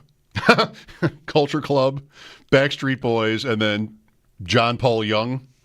I guess I got to give you that's range. Yeah. It's not the most range. No, but it's still, that's a variety. For Slither. That's a variety of selections is what that is. Yeah, a couple of disco hits. We got there. A couple of disco slithers. And then a little bit of range. Not the most ever. What do you think about the point I made to Paul about how stuck they look right now? I couldn't. I'm stuck even just like sort of talking about them, thinking about them, feeling things. It's all stuck. Stuck is it. Yeah. It's so that. And if they're not going to trade, if they're not willing to trade veterans in this state, it just feels so hopeless. Because the only excuse you'd have is 14 years. Otherwise, of course you would trade. He wants to sign Zucker and Greenway to deals, he said to us on Friday. And I just don't think, especially in Zucker's case, that really makes any sense. But otherwise, you just have the same old every year where, like, there's talent, and they're way out of it. We'll see if maybe by Friday they'll have 3 more wins and we could slither a different tune, perhaps. Maybe we can. That's right. There are 3 games between now and the deadline. Let's, and, this team isn't great, and neither is tomorrow's. And neither is ours. That's the hard part. Let's get to Lindy Ruff. Lindy, is tonight a James Reimer night or is it tomorrow? Not disclosing the goalie tonight. How about the lineup? Will that be the same? Lineup won't be disclosed either. Okay. Given the way that, pretty contentious game the other night, your message to your group, just discipline going into this game? I thought we got the pretty short end of the stick on a lot of calls. That's just my opinion. I thought we played hard. We got to play hard again tonight. Does this emphasize a message of discipline, though, to make sure that they don't get frustrated if things don't go their way? If we don't get the calls? Yeah. Tough building to get the calls usually. Lindy, I remember one thing that stuck with me that you said after the game. You said sometimes you just have to be patient and let them make the mistakes. Is that something you talked to your team about? Yeah. There's a time to be aggressive, and there's a time where you got to stay in good position. We made it 2-1. We had a breakaway. We had Greenway alone in front of the net. We had good opportunities with patience. We didn't finish those opportunities. Might have been a game, I've told the team, a game we might have to win 2-1, not give up the opportunities we gave up. When you have moments of overpassing in a game, do you, to remind guys, do you show video? How do you drill it? Well, you must have been on our room today because probably 90% of today's video was, just overpassing, looking for a better play. There's not as many home-and-home series nowadays, now that there's not like 8 games in the division. As a coach, how do you like fun? It? Yeah, I like it because there was physicality in the game. It was a hard game. Both teams played hard. Now you get to play them, go right back at them again. It should make for a real good hockey team for both clubs. Do you like that there was a little bit of nastiness by both teams? They were both into it. Yeah, no, it was a game where both teams were all in on the physicality. They were all in on trying to win the game. It was a hard hockey game. From a coach's point of view, does it make the job easier to have, as far as video scouting and whatnot, in what you have to prepare for a game? Yeah, I think you want your players emotionally engaged in the game. Both teams, players were engaged in the game. There's not much video you need to show. You win your battles or they win their battles. It's no secret the margin for errors then. So where's your group mentally after 2 frustrating games? We have to win this one. We laid out a plan that, try to get 7 out of 10. We'll get 6, and then next 5 we got to get 8. We got to get 8.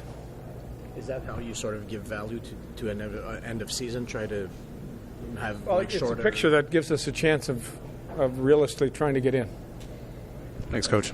There you go. There's Lindy Ruff, his game day meeting with the media in advance of tonight's game at the Bell Center in Montreal against the Canadiens. 2 teams from Saturday night in downtown Buffalo. Montreal won that game 4-2. Mentioned this at the very outset, but as Lindy is restating there and talking about the standings and their quest here, 5-game segments, 3-1-1, 7 points every 10 available, and they're falling short already. So he says there, okay, well, next segment we got to get, make up the ground.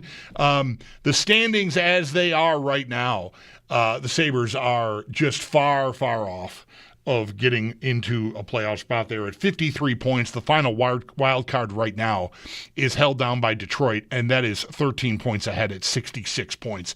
There are 6 teams within 5 points of the spot if you count all the way down to the Islanders, who are just 2 places ahead of Buffalo. Pittsburgh is in between them. Counting back up, Islanders 61, Flyers 62, Montreal, tonight's opponent, 63, Boston at 64, the Rangers at 64, and Ottawa also at 64.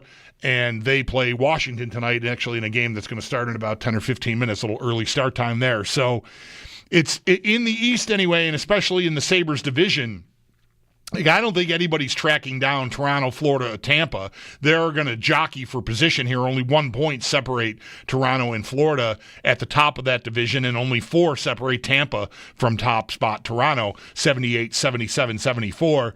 But then you drop all the way down to Detroit at 66. So they're 8 points back of a third spot. So I think the top 3 are pretty well set. It's a little tighter in the Metro division of the Eastern Conference, where the Devils, Hurricanes, and Capitals. The Capitals are cruising to first place in that division and first in the East with 84 points as it stands right now. But Carolina at 74, New Jersey at 72, Columbus is nipping at their heels with 68, and they've got 2 games in hand on the Devils and 1 on the Hurricanes, the 2 teams ahead of them. So there could be some jockeying there, but I think Detroit, if they make it, some team is, nobody's going to track down those top 3 in the Atlantic, I don't think, the Sabres division, as it sits right now. We are due for a timeout. When we get back, we will